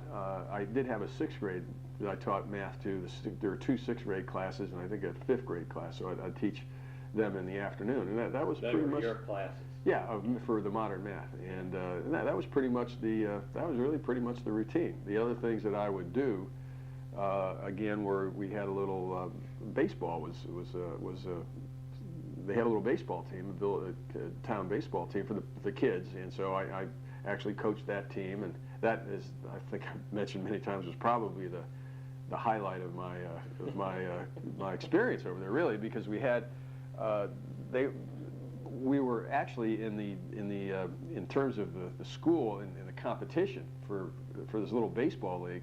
We were in competition with from not Manila itself, but from suburban Manila up to my little town. So there was in fact Makati, which was a suburb of Manila, which is like the richest part of the Philippines. It was where the Filipino stock market was, all the big banks, huge enclaves of both Filipino and American business people and whatever. They were, and they were the powerhouse in all the various little sports, including baseball. But the year I was there, we were lucky. We had one of our pitchers. His name was Eugenio Dili Dili. He was a little bit older than some of the other grammar school kids. How old would he be? This was up to sixth grade, and Eugenio was certainly. Well, he was 14 or 15, but he was a good kid. He was a good kid. He was a ringer, wasn't he? Well, no, because he really was in the sixth grade. I mean, he was in the sixth grade, and I actually taught him how to throw a little curveball, and we got to actually won a couple little regional games, and then got to the finals where we played the Makati team. It was in Makati in Manila, and it was really sort of neat because the Makati kids were dressed. I mean, they were Filipinos, but they were equipped just like an American Little League team. I mean, they had the helmets, they had the real uniforms with the baseball socks and the rubber spikes and whatever. Well, my kids, obviously, the mothers got together and they used like that. I guess they called it cheesecloth. It was a very thin little cloth, and it was they took some yellow cloth and they made shirts. They made baseball shirts, you know, just a jersey with the knicker type pants, the baseball knickers. But they had no socks or whatever, so they and no shoes, so they were barefooted with the bare sort of ankles. And then barras in sort of red across the front of the jersey. They're all homemade, and so we played the Makati team with the uniforms and the rubber spikes and everything. But my kids were barefoot and with their little gold and red uniforms. And Eugenio had a good day. I mean, he basically he shut him out, and we shut him out. So you won that little district title for the first time in and whatever. So that was really sort of the. That was sort of the highlight of in terms of any real accomplishments. Like Hoosiers. Well, pretty much. It was pretty much like that. And the Makati people were not real happy either. But were there a lot of people from Barras who made the trip? Oh yeah. I mean, it was quite a deal. It was quite a deal. Would this be during your first year or second year? I think that was my second year, if I remember correctly. Okay, and you were the baseball coach. I was the baseball coach. Yeah. You were the baseball coach from the time you got there? Oh yeah, right. You volunteered? Oh yeah, right, exactly. Were you also the basketball coach? Didn't play basketball. They didn't play. I mean, that was it. I mean, they didn't really have basketball. They didn't play soccer. I mean, that was it. Where'd you get the equipment to? Oh, I mean, as such as it was like literally, I think 1 or 2 bats and 1 or 2 balls. I mean, that's all. Somebody happened to have? Yeah, the school happened to have them for some reason, you know. And I don't even remember what they used as gloves, to tell you the truth. I mean, I really don't. You don't remember that they even had gloves? Not really. No. So it was pretty interesting. Huh. Going back to the school though, did you ever observe teachers? Did you sit in the back of the room, for example, and observe their teaching style? Yeah, I did. I mean, but to really no purpose. I mean, I wasn't there to critique the teachers. I mean, I was, sometimes it had me do that, but it didn't really serve any real purpose. I would critique some of them in terms of the, when I do these little modern math things for like the first grade. Well, after we did that, then I would go back sometimes and just sort of sit in with the teachers and help them, a little bit with the modern math. And the problem with the modern math was I think the teachers had the same, reservations that I did. Like, what is this? Why are they opposing this? Yeah, exactly. I mean, these concepts. You take an apple and a potato and a bag of rice, and if you put them, there's an apple and a potato, so that's a group of 2, and a bag of rice is a group of 1. If you put them together, there's a group of 3. Okay, everybody sort of understood that, but the question was, why don't we just put 3 up on the board and hold up 3 fingers or something? And they had some good questions that I couldn't answer. Well, so did you have reservations then about what you were doing from the beginning, about usefulness? I think that's where sort of maybe reality sunk in. I think when you go, when you think about joining the Peace Corps and going to a third world country, you really thought you were going to make a huge physical difference in whatever village you went to, and you quickly realize that it isn't that the case. I mean, that these.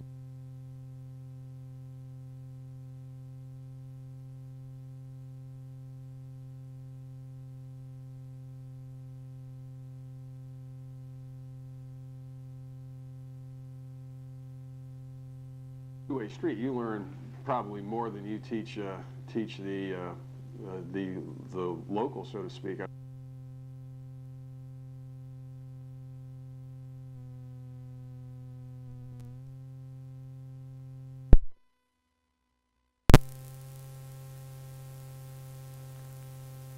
Leads me to believe that I did leave some sort of, did accomplish something, and if it was only goodwill, if nothing else, that I did. And I can't remember whether it was on that New Year's Eve or not, but they did have a ceremony, and I still have the plaque. It's getting very, very old, where the city council in Barras did a formal resolution and made me an official adopted son and citizen, which was, Great. yeah, that was, I'm very proud of that, actually. You should be. You should be. Now, do you have any regrets at all about your time there? I know I do, but I mean, just in general, in the sense that it certainly you certainly didn't. I think you went over there with, like I said, an idealism that you were going to make these significant, quantifiable, demonstrable changes in a society, and you learned out, one, that you didn't, and two, you probably shouldn't. That just because a country is less developed than ours doesn't mean it's any better or worse. And so the regret. I mean, I do think I think the expectations were really high that you're going to do something very, very significant, and you probably did do something significant, but it was a lot more subtle than you thought. I mean, and again, I think that's because of the way the Peace Corps was set up back then. Well, it was set up for idealistic young people who, and again, looking back, when I was 21, I mean, I didn't know much about anything. I thought I did, and I thought I was a pretty, New York kind of guy, and I didn't. You were. And I was, and that's part of the problem. I mean, and I didn't know a thing, but that's the way it was set up back then, and I think the expectation, and that's fine, but I think an experience, the way it seems to be now, and I don't follow it as much as I should, but it does seem now that they're looking for older, more experienced people who have actual skills and knowledge, where we didn't have any life knowledge, at all. Do you think that's good?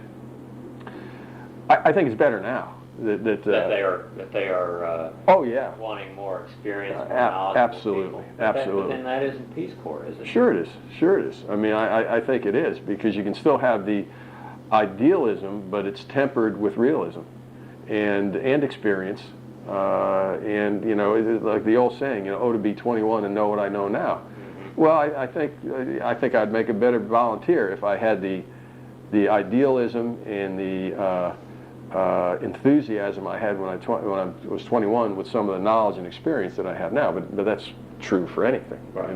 That's a true good for point, anything. Though.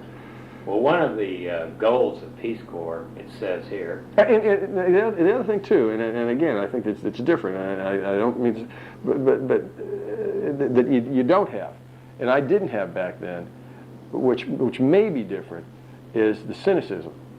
There was no, and again, that's part of, I think, the good thing about getting the people that were over there, that were in our group, with a couple of exceptions. But even those weren't even exceptions, because the older people, if I'm not mistaken, were a former priest and a former nun, who were older, considerably older than the rest of us. But Herb, and wasn't there a lady who was a former nun or? There were several that looked like they probably were. That's true. but again, but the thing that none of us had then really was any kind of cynicism. And the reason we didn't have any cynicism, I think, was because we were so young and so inexperienced that we didn't know, how things really worked. Yeah. And so while it's good to have experience, I think the good thing about Peace Corps back then was that we were a bunch of innocent. Innocents. I used to get a kick out of the one thing in the Philippines. A lot of them thought we were with the CIA, which was, and it was easy to tell them you weren't. Tell you oh yeah, sure, yeah, absolutely. Did they ever explain what basis they might have just because what else are you doing over here? Yeah, why are you over here? I mean, then so what am I going to learn? But did you ever have any political discussions with any of the Filipinos, either in your village or in Manila, about the politics of the Philippines? No, because in terms of the village, politics, like Tip O'Neill said, all politics are local, and there was a lot of Pakiki-sama, taking care of everybody, and the mayor, Biani Ferreira, he was a master. I mean, he was the godfather of the village. I mean, he took care of people, and there were X amount of government type jobs that he controlled, and he made sure that the right people got them, and he helped people. And then in terms of national politics, we weren't over there. At least I don't remember being over there for a national election. And so, Marcos was there, and yeah, not a presidential election. No, not a presidential election. And again, Marcos was there, and he was very popular, and people liked him. So there weren't a lot of political discussion. There were no discussions about what was going on in America. I mean, and again, that was the other thing we haven't mentioned. The time that we were over there was, one of the full years was 1968, when everything was going crazy over here. And I have to admit that it was very unusual. I mean, because you'd get things on Armed Forces Radio, you'd get things a week late from from the International Newsweek or Time, and I can remember turning on Armed Forces Radio one afternoon. I can't remember the exact time differences and whatever, but we're all of a sudden the bullet comes on that Bobby Kennedy was shot. And I'm thinking, wait, what's going on here? It was the riots at the convention. Very, very, very strange. I mean, and actually frustrating, because you couldn't talk. The Filipinos had they particularly in the villages, they just did not relate to that at all. I mean, they thought it was awful, but in terms of what was going on in the States, in terms of the assassinations, the Civil Rights Movement, Martin Luther King, Vietnam, they had no. There was no way to talk to anybody about that. And so you had to seek out other volunteers. That's right. That's right. And again, even other volunteer, the problem there was that they were all sort of in the same boat, saying, "What the hell is going on? I mean, what's happening here?" No one had inside information. No. It seemed. I remember having discussions with volunteers, you and others, and all we do is quote what Newsweek said. And we were all reading Newsweek, so we didn't have anything new. That's it. That's absolutely it. And was there a point in '68 when you thought about maybe coming home early? The country. Did you ever think? No. Falling apart? Well, I mean, no. Yeah. I mean, you did think. Yeah, you did sort of think the country was falling apart. But by the same token, I didn't know what I was going to do about it. So I didn't necessarily think of coming home early. But yeah, I mean, you did think the country was falling apart, and it was just such a troubled time with the Vietnam, the height of Vietnam and everything else that was going on. It was. Thank God. Hopefully, our kids won't have to live through anything like that. But it was. So it was a source of frustration for you that you couldn't do anything about. Mm-hmm. Mm-hmm. It was an added frustration. Oh yeah. That in a normal year you wouldn't have had. No, well, that's right. I mean, it was because it was what in God's name is going on, and you'd write to people, but they couldn't explain it either. I mean, even the people who were sort of back in the States, and so I don't know. Some year. Oh yeah, it was. I mean, it really was. I haven't asked you about Peace Corps staff. Is there anything you want to say about them, either as people who were particularly helpful or not so helpful? Peace Corps staff. Regional reps. Not really. I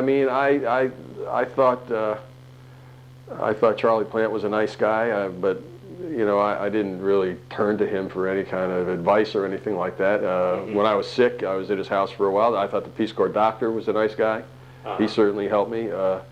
But I didn't spend much time around the Peace Corps office. Right. I really didn't. I sort of was out in the village, and when I came to Manila, I did my own thing, so to speak. And so, I mean, they were all nice enough and everything like that, but I can't say anything good, bad, or indifferent really they about them. They come to visit you and Barack, any of them? No. I mean, no. I don't know whether they're supposed to. I mean, I don't know what they really did, but I don't know what they did. Yeah, I mean, I'm sure it was a nice governmental posting for them, and you put that on the resume, and they had a nice life. They did. They lived in Cadi, in nice little enclaves and whatever, which was fine. but I don't. They were sort of irrelevant. They Do you didn't. agree? Yes, pretty much. Okay. All right. And not even irrelevant. They just weren't a factor. You know, I mean, they just weren't a. I'm sure they did a lot politically, and obviously they had to work with the embassy, and I guess the Filipino government, and there were probably issues fires they had to put out here and there. But for in terms of me, really, I mean, it just seemed like the doctor I know, he was pretty. Well, I can't remember what his name was, but I mean, he just pretty much admitted it was a hell of a deal for him. You know? Yeah. He pretty much had a year or so off, and they were helping defer some expenses, and he got to see some tropical, diseases that he wouldn't, run into. And Charlie Plant, again, was a hell of a nice guy. I'm sure he became a career bureaucrat back in Washington. I think, in fact, he probably did, if I'm not mistaken. Well, I changed assignments because I felt like I needed to. Did you ever feel like at any point changing assignments? No, because I didn't know what could do. I mean, other than teach English as opposed to math, I knew I wasn't going to. I mean, I couldn't build water-sealed toilets or build sewers. I mean, you look at some of the things that you thought they needed, were things were again, at that time, were physical things, I mean, hell, I didn't know how to build toilets or any of that stuff, I didn't know anything about public health, those sorts of things, so, no. What about changing locations? I mean, you might do the same thing. Did that ever occur to you that you might go somewhere else? No. Totally new? No, because again, it was. You were home there? Yeah, that village was all right. I mean, and I'd been around. I mean, they were all sort of. They weren't all that much different. I mean, the real difference was if, let's say, I wanted to go to Manila, and I don't know what I would have done in Manila. I mean, I would think, to me, I always thought Manila would have been not a real good assignment because. I mean, you're living part of the experience was living in a small village and experiencing that kind of more simple life, as opposed to being in Manila. Well, now, when you were getting toward the end of your assignment, what were you thinking about you'd do when you got back? Well, I knew what I was going to do because I had written to. I knew I was either going to go to graduate school or to teach. And I mean, actually, I wrote several letters. Actually, what I wanted to do, I don't know if I told you this, but I obviously I grew up in the East. I was a big Yankee fan, and CBS owned the Yankees at the time, and the Yankees were bad. They had gotten into their bad period, and a guy named Mike Burke, who was a CBS executive at one time. CBS owned the Ringling Brothers Circus, and Burke sort of ran the circus. It was a bad baseball executive, but a fairly good, but otherwise a fairly colorful fellow. And I did write him a letter saying that I was a Peace Corps volunteer, graduate of Fordham in the Bronx, spent a lot of my college career at the Yankee Stadium, and was coming home, within a matter of months, and wanted more than anything to work for the Yankees, and I would work in any capacity, whether it was clubhouse boy to assistant to general manager or whatever, that I was just and I'd love to visit with him when I came back, and I sent that off to Michael Burke, and sure enough, sometime later, the letter from the New York Yankees with the top hat and the baseball hat and everything, whatever. And I'm thinking, oh, this is it. This is my ticket. It arrived in Barras? It arrived in Barras. And couldn't wait to open the letter. And it was, dear Mike, thanks for the letter and keep up the good work. Yours truly, Mike Burke, which wasn't exactly what I had hoped for. And so that was out. Working for the Yankees was out. And I applied to graduate school. I applied actually to, then I decided I was going to go into communications, radio and television. I had been a broadcaster in college and stuff like that, sports and stuff. And so I applied to Boston U and to Syracuse and took the graduate records and actually got into both places. And I was really, the thing that impressed me about Syracuse, I applied one other place too. I can't remember now that I got in. Maybe American U in Washington, I'm not sure. But the thing that really impressed me about Syracuse was the depth of the snow? No, was the speed of their mail. They sent everything airmail. I mean, I write for a catalog, and like Boston U and the other place would put it in, put a 5-cent stamp on it or whatever was the postage back then. It'd take 6 weeks to get there. Airmail, boom, I got it, and I was like, wow, I'd just ask a question, boom, airmail, and but in the meantime, one of the persons I had written to was one of my best friends from grammar school in high school. His older sister was a nun, and she taught in a high school back there in Connecticut. And I'd write Betsy, like you'd write everybody, and Betsy would write me back and whatever. And she was the one, actually, in one of her letters, she said, I don't know what you're going to do when you get out of the Peace Corps, but we can always use good teachers in the diocese, and here's an application. And so I, total lark, filled out the application.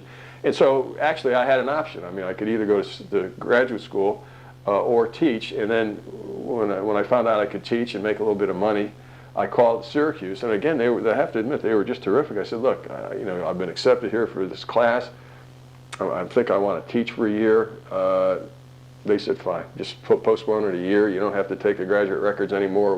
We'll put you in next year's class. And it was, so that's how I sort of, I sort of knew what I was going to do. And that's what I did. And it really, Okay. really, and you're right, other than the snow, Syracuse was a real good experience. Did you keep up with anybody in the Philippines after you left there?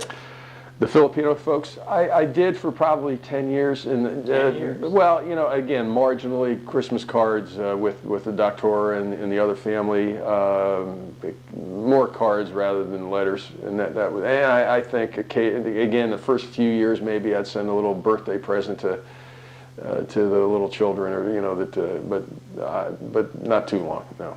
Okay. No. Did any of them come to the States to see you? No, not after. No, the mayor actually went to the States when I was there, and actually got to meet my parents, who took him to a. He still, to this day, when I remember I got back, he had such a good time. They took him to I think it was the Copacabana in New York, and to see Ray Charles, wow. And he was just absolutely thrilled with that. And they had a great visit, and. He had a great visit to the States, that's for sure. Huh. Let's see. I guess the last thing I would ask you is if somebody came to you for advice, thinking about joining the Peace Corps, what advice would you give them? Well, I would. I mean, first of all, I'd tell them to do it because it's a great personal experience, and to probably expect to learn more about yourself in your own country than you do about the other country. And I would also just tell them to have realistic expectations about what they're going to accomplish. That you really aren't going to change the world. You aren't going to even change your little village, but you might bring some mutual education and understanding to it, and tell that's them, a goal of the Peace Corps. Yeah, right, exactly, and that's I tell them to go for it. And again, while I've said earlier that I am glad that more of the Peace Corps volunteers seem to have some true skills, I still would maybe wish that there were maybe more of the AB generalists who they took the time to maybe train them a little bit in a couple of months in public health or engineering or waste management or something, because that idealism is still. Granted, the older folks don't quite, like I said, just age brings with it more experience and maybe more cynicism than you had when you were 21 and thought you could change the world. So there's maybe I think it's in a lot of ways the Peace Corps is better, but maybe there could be a little combination of both. And I'm glad to see the Peace Corps now going into the old Soviet bloc. I think that's if I ever went back to the Peace Corps, which I'm probably not going to do. I'm not going to do, but I think that's where I'd rather go. I'd like to go to one of the Eastern European places or something like that. Mm-hmm. But, so you think joining the Peace Corps again would be totally out of the question? I wouldn't say 100% out of the question, but probably 90% out of the question. Yeah. If you could pick your country, you might consider it at some point? Oh, I don't know. I just don't know. I haven't really given it all that much thought, and I don't know what country I'd really necessarily. Like I said, maybe one of the Eastern European countries, one of the Poland. I guess. Oh, those are actually fairly well developed now. I don't even know if there is Peace Corps in Poland. Well, there was in Russia for a while until they threw them out. I think actually, it became embarrassing to them. I guess.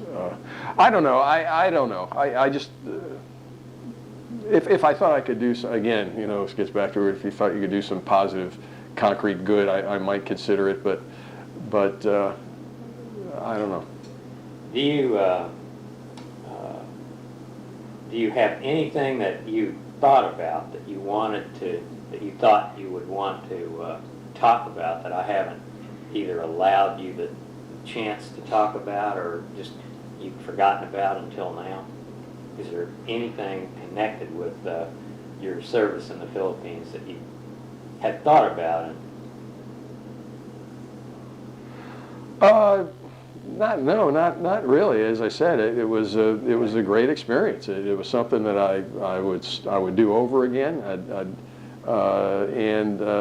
It was a great learning experience, and that's, I think, the thing that was the most interesting about it was, and most enlightening about it was, as I said, you learn more about yourself and your own country, I think, than you really do, and maybe you benefit more personally than sometimes the benefits that you think you're going to bring to the other people. And I think you really just learn too what some of the important things are in life, as opposed to just simply the material things that we all get way too hung up on. I think it would be interesting. Again, I can't conceive of, just because communications were so different. It would be interesting to go back to be in the Peace Corps now and go to a village like the one I was in the Philippines, which I'm sure now has electricity, probably has phone service, probably has the internet.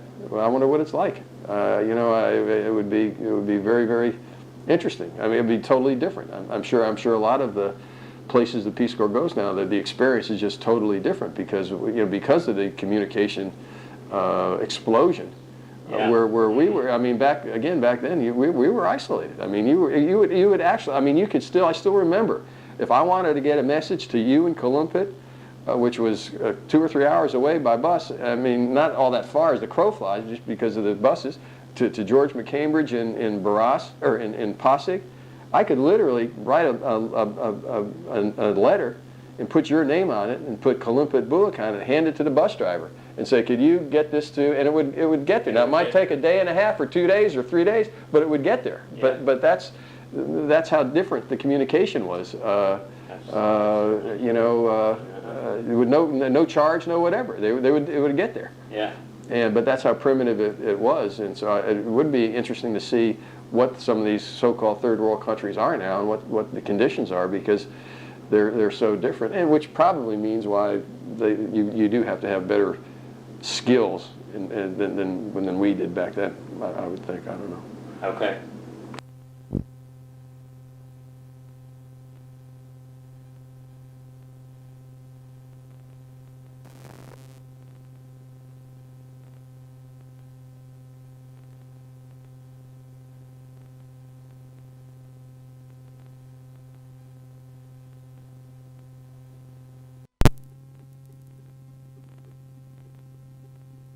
F's like P's, so it wasn't Filipino for them; it was Filipino, and that's how they would. That's how the F's were P's. Anyway, I came home one day and I said, "Well, what's for lunch?" And the doctora, or the other lady, I can't remember, said, "Well, just crap." And I really thought, again, thinking, boy, she's being a little sort of witty here. You know what I mean? Like, I'm thinking, sir, what else is new? And I said, no, really, what's for lunch? And she said, well, crap. And I said, okay. And anyway, I sit down, and what she had done was my mother had sent some Kraft macaroni and cheese. And so she had made the Kraft macaroni and cheese, and she held up the box and said, here, we have the Kraft for lunch. But the food was not very good. I mean, I have to admit, the food was not good. They had very nice bread. The mangoes were delicious. Mm-hmm. They had little turnips that were juicy. They weren't particularly tasty, but you'd eat them raw and they were juicy. They had little tiny, I think calamansi they called them, which were little teeny tiny limes that you could sort of put in water or soft drinks, or that kind. They were tasty. But and they had flan, which was like a custard, which was good. But the food was tough. I mean, it wasn't very good. They had I think they called it a simbugnan, which was the cockpit. They had cockfighting in my little village every Sunday. Would you go to that? I did go occasionally. I did go. When I first got there, I went a couple of times, and it was not necessarily my cup of tea. Although the betting aspect of it was fascinating. I still to this day have no idea how they would. It was amazing to watch, because you'd have the two birds in the cockpit, and then you'd have the bookies, which is what they were. They didn't call them bookies, but who were walking around the cockpit, and then all the people in the arena, the small arena. And they would be screaming the odds. The bookies would, Joe, Cinco, whatever the odds were, and how they would pick guys out in the stands. They'd be making all these bets. It was just absolutely fascinating on the birds. And then, of course, the fight would take 10 seconds and whatever. But the cockfights were on Sundays. And I always had chicken on Sunday afternoon, so it took me a while, but I finally figured out that I was eating most of the losers on Sunday afternoons, and they would, and again, what they did over there, whether it was chicken and occasionally they did a little pig, they didn't butcher things like we did. I mean, they would literally just hack them. I mean, it was just amazing. They would get the feathers and stuff off the birds, but then they would just basically just like take the bolo, which is like their machete, and basically just hack them up and fry them. It was really just unusual. But it was interesting, though, that for the most part, and I lost a ton of weight. I lost like 30 plus pounds, and I was like only weighed 170 when I went over there. But so you went down to about 135? 135 or so, yeah. And but the girls seemed to put on weight. Yeah. And again, they had very good bread. They did have some good desserts, and sweets. But I still don't quite. I don't know the tribute. You don't understand. No, but even the girls admitted that. I mean, they didn't get like huge, but like the girls would put on a few pounds, where most of the men lost anywhere from. I mean, everybody, just about every guy lost weight, and some lost a ton of weight. Yeah. And that was. Did you lose as much weight as anybody you knew? Oh yeah, I did. Yeah. I did. I lost a lot of weight. You said that your place earlier. You said your place was relatively clean. Yeah, it was. It was very clean. It was your house yes, that you stayed in. Yet there were still lots of flies and mosquitoes, right? Yeah, actually my place wasn't really all that bad. I mean, it really wasn't. It was very clean and small, but very clean. We had a water seal toilet, so that when you went, you had a bucket of water that you just poured down. It would sort of force everything down. It was a gamey smell, though, to that. I mean, it was there because it was inside. Had to use the mosquito net to sleep, no question about that. But flies. The thing that I remember more about the house than anything were, and I can't remember what they called them, were the little house lizards. Ginkgos. Is that what they called them? And they would walk. They basically lived on the ceiling. Well, I don't know if that's what. I don't think that's what they call them. That's what we call them. Oh, okay. Well, they walked on. There were a lot of them that would walk on the ceiling, and they would actually. I think they were considered one good luck, and they gecko, and they would eat bugs and things like that. And but I don't. They were our friends. Yeah, they were. And again, you're not used to it, but there was a young girl, who lived with these people, who was a servant, and one of her jobs was not only when I ate, but when they ate too, would be to stand by the table with a little stick that had like sort of plastic like streamers. Well, not even a fly swatter. It was almost like a pon-pon, but with plastic shards on the end of it. Yeah. And while you were eating, she would shake that so that the flies. And but it happened not only for me, but for anybody who ate there, so that the flies would stay away, from the food and that sort of thing. Did you ever have the impression that the dentista might have been ripping you off in terms of providing a minimal amount of food for what you were paying? No, I don't think so. I really don't. Like I said, it was probably I remember it was $100 a month for the room, board, and whatever. But I was eating what they ate. I mean, it's not like they, that's just what they ate. I do think, and like the laundry, I mean, I never had laundry done like that. I mean, it was they no, and they would do it in the river. I mean, it was just the classic case, you know, the little river that went through the town. I mean, the upstream that have the carabaos swimming and defecating and whatever. Below the carabaos would be the people doing whatever they were doing, and then you'd have the people doing the laundry. I mean, it was, but it was clean, and they would. I mean, they literally would iron your underwear. I mean, it was I've never. You know, and it was unbelievable. I mean, it was just incredible. I do think it was probably percentage-wise. I'm sure I was paying more than a Filipino would have paid for that one little room. But I didn't think I was being ripped off, and I was eating exactly what they were eating. And I mean, and they tried. I mean, they tried. They made the eggs and they cooked the chicken. It's just the way they cooked it. It was just so very, very different. You know, and it was and again, it was that's where the culture shock came in. You know. It wasn't, the rice was not a side order of rice like we would have a little mashed potatoes and gravy. The rice was the meal, you know. I mean, bland white rice was the meal, and they would get their protein by eating these little sardine-like fish, or by putting which was ubiquitous over there, the patis, which was the fish oil sauce. Which was just rancid. It was awful. I mean, it was not good. But it had huge, amazing amounts of protein and whatever in it, and you know they would pour that. They used a lot of that, and that was you know, I just couldn't get into that at all. One of the things we were advised about in training, I think, or maybe it was in-country training, was not to drink the water over there. That it always had to be boiled.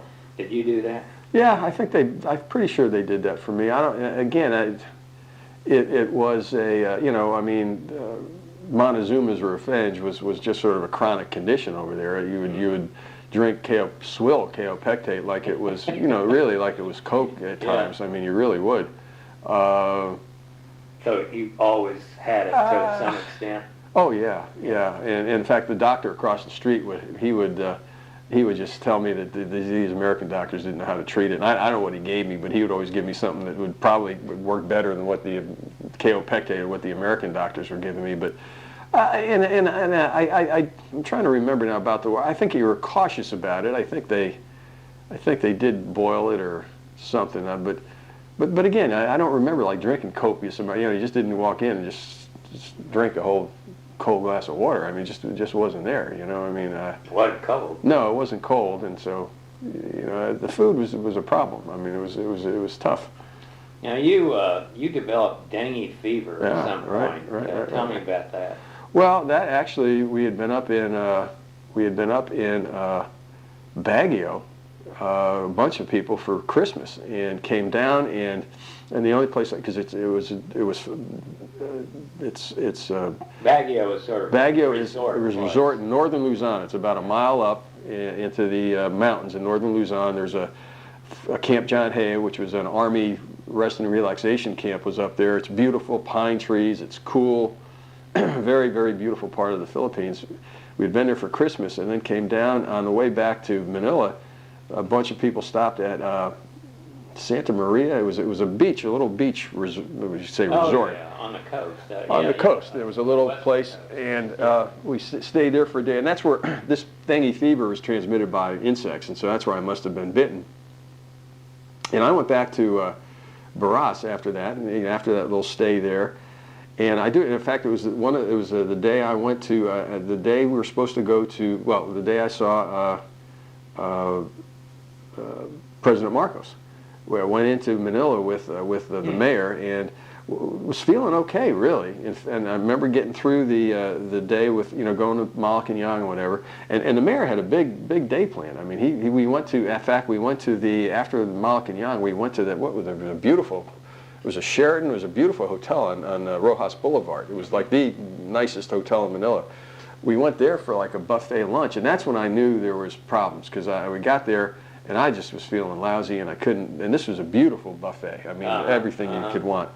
I couldn't eat it, and they were going to go to a movie. I mean, they were having a whole, and I finally, I just said, Mayor, there's something the matter here. I can't take it. I got to go. Either I'll take a bus back, and they were kind enough to just stop their plans and took me back to Barras. And then the next day, you know, by the time I went to bed that night, I had like 104 fever. And did you go back to Barras? I went back to Barras, and then had the big fever. And the next day, took a bus into Manila, and that's when they got me in the hospital and all that other stuff. How did that happen? Who did you go to see? I went to see the doctor. The Peace Corps doctor. Yeah, and they put me right into the. I think I might have gone to his house like for a day. He might have taken me because I clearly had like 104 fever.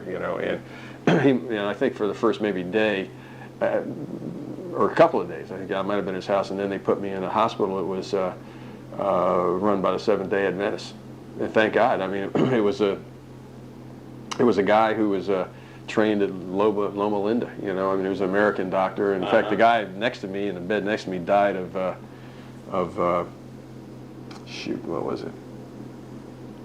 Meningitis. But I was. Did he die while you were there? Yeah. But I don't remember it because I was. And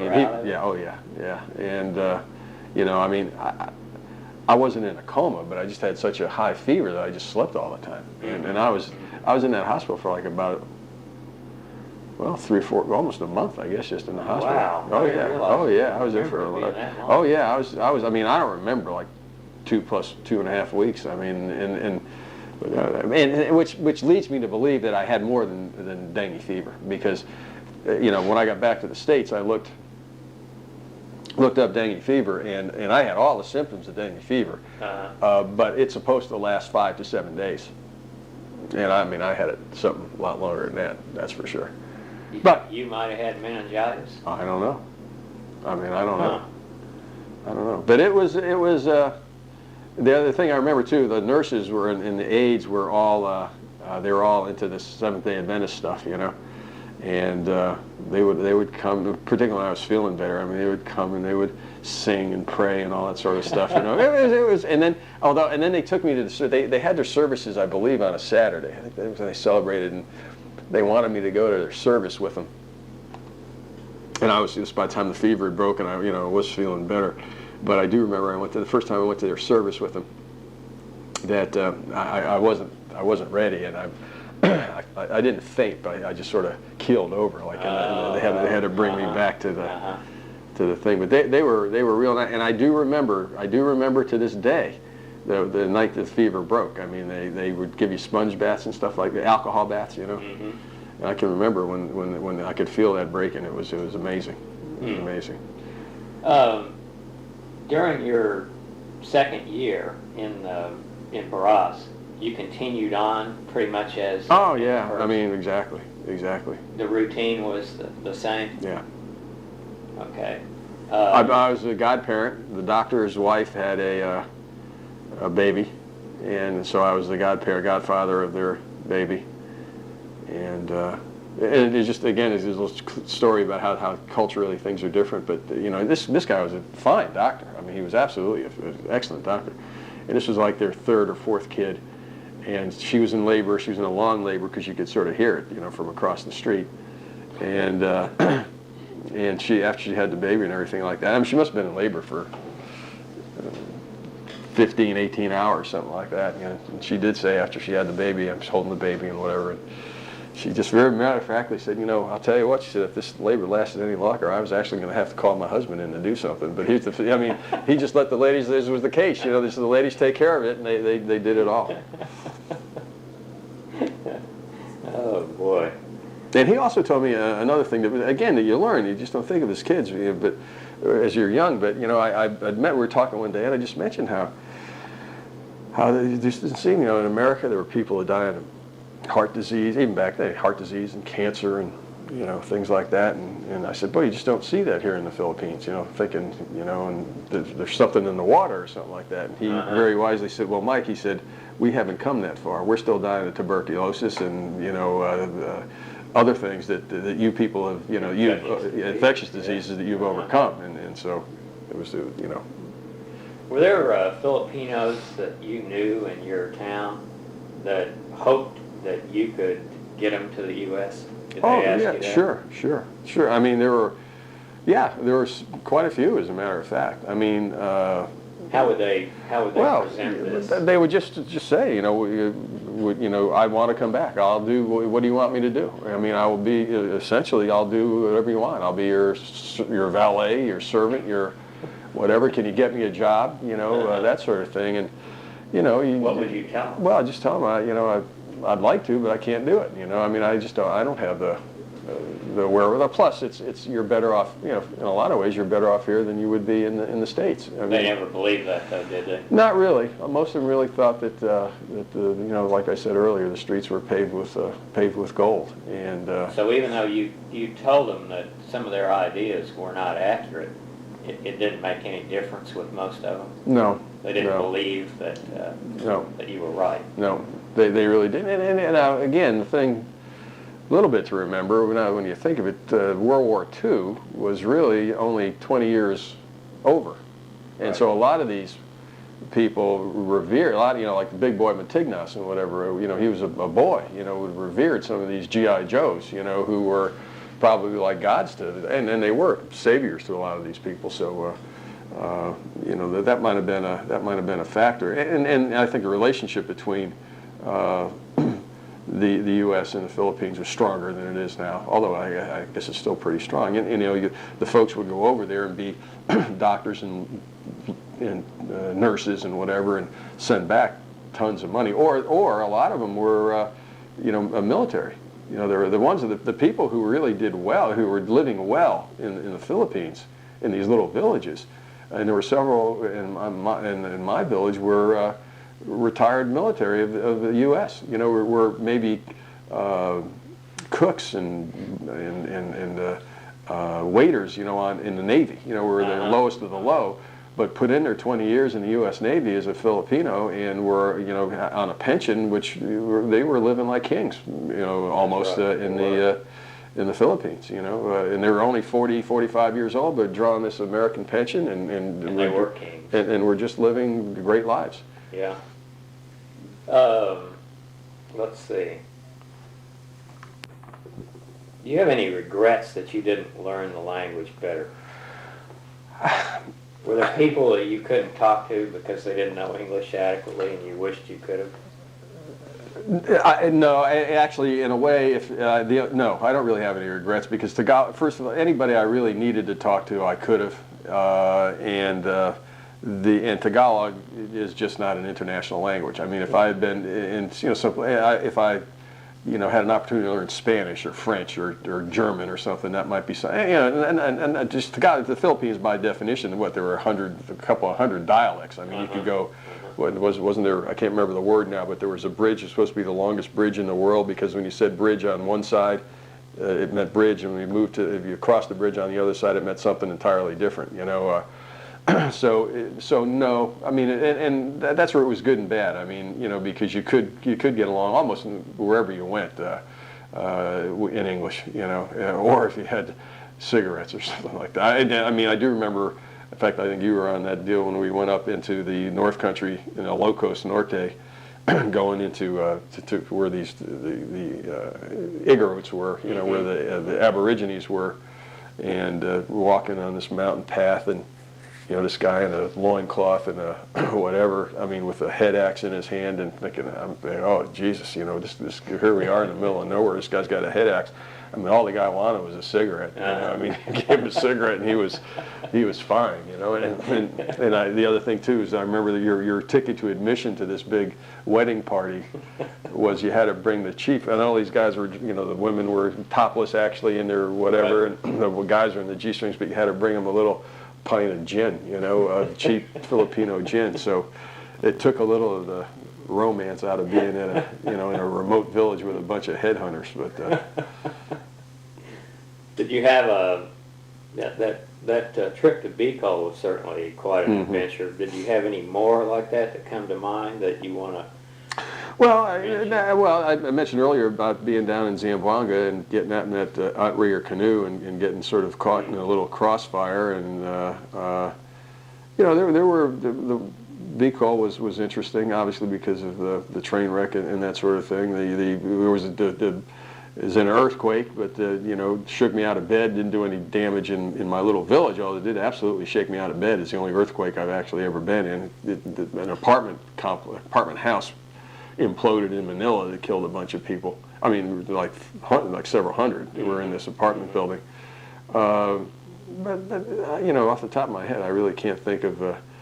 You know, and you know, the other thing though that you remember, something just in general, or some of the bus trips that you were on. I mean, these buses that they had were, well, even the routine. I mean, my bus from Baras into Manila into the crossing, which was in Quezon City, and you remember the crossing was a big intersection where like everybody knew where the crossing was. That's where all the buses and whatever. That's where you got transfers. Transfers. I mean, yeah. Whatever. But. And that was maybe about a 45 to 50-minute drive, and it was a pretty basic drive. You'd go by Laguna de Bay, and there wasn't anything, you know, some parts of it were very scenic, although it wasn't like up in the mountains or whatever.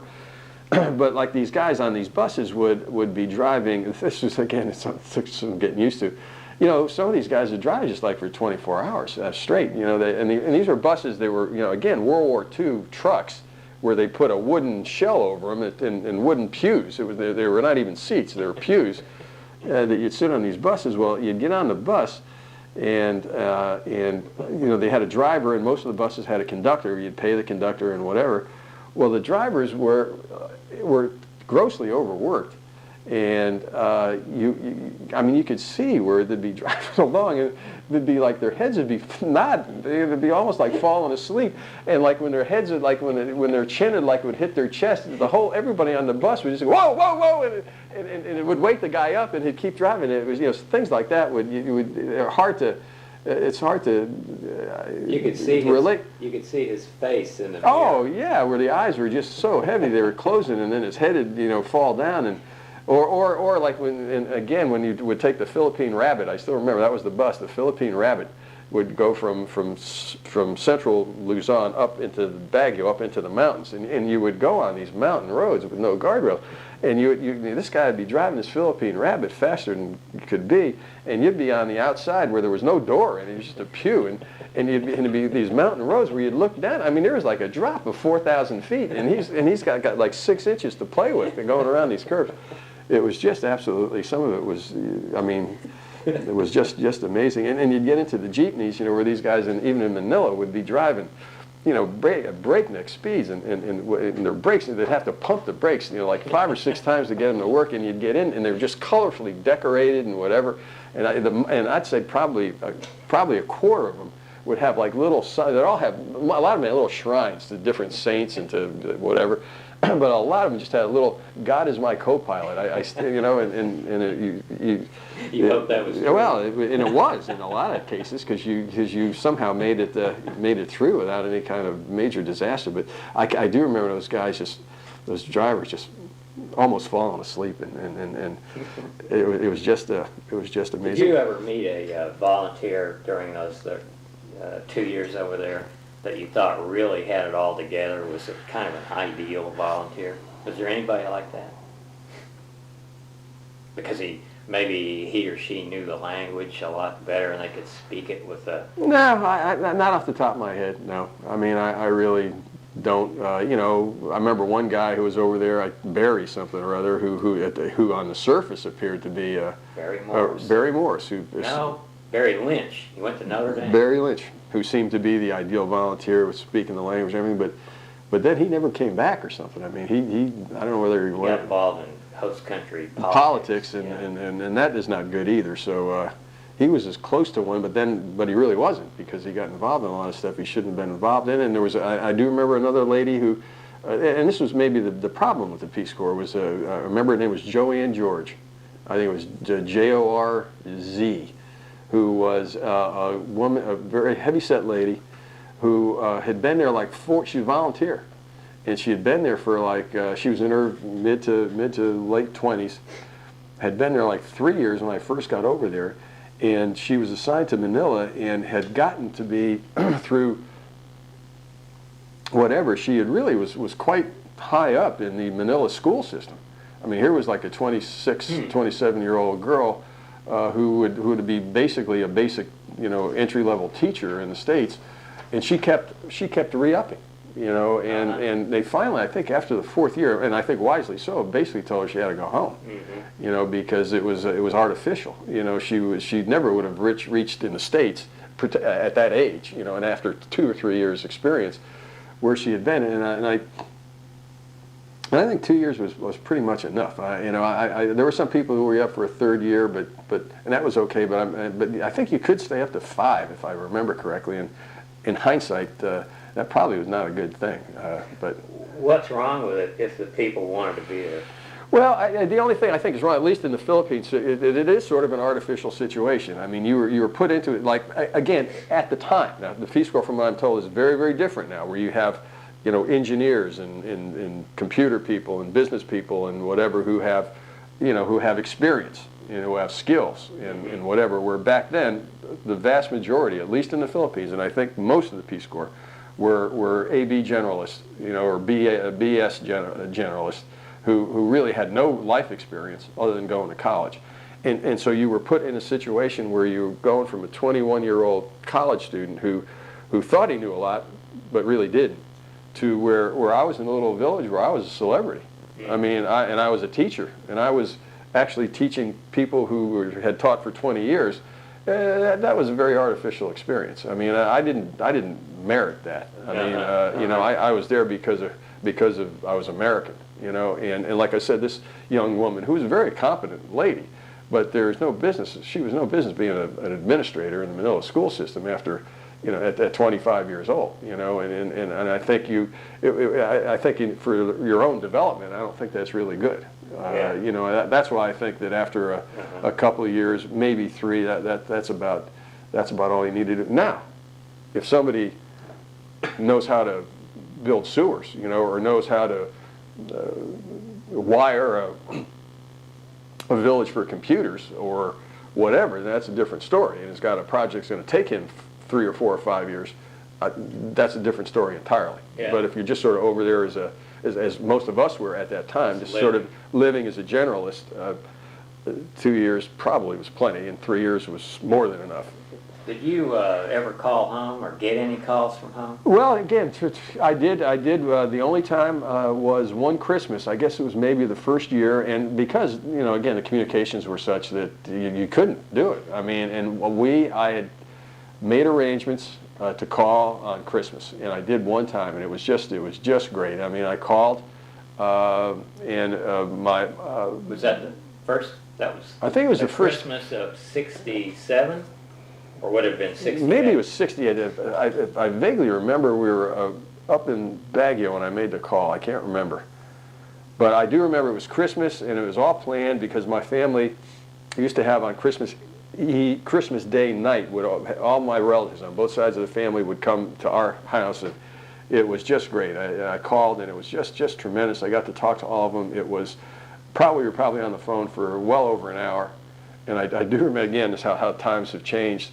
Actually, the communication was fine. I mean, in terms of the technical, it was a good, clear call, but it was extremely expensive. I remember afterwards my father saying it cost, again, you know, I think it was like cost $150, $160, which back at that time was a lot of money, you know. Sure was.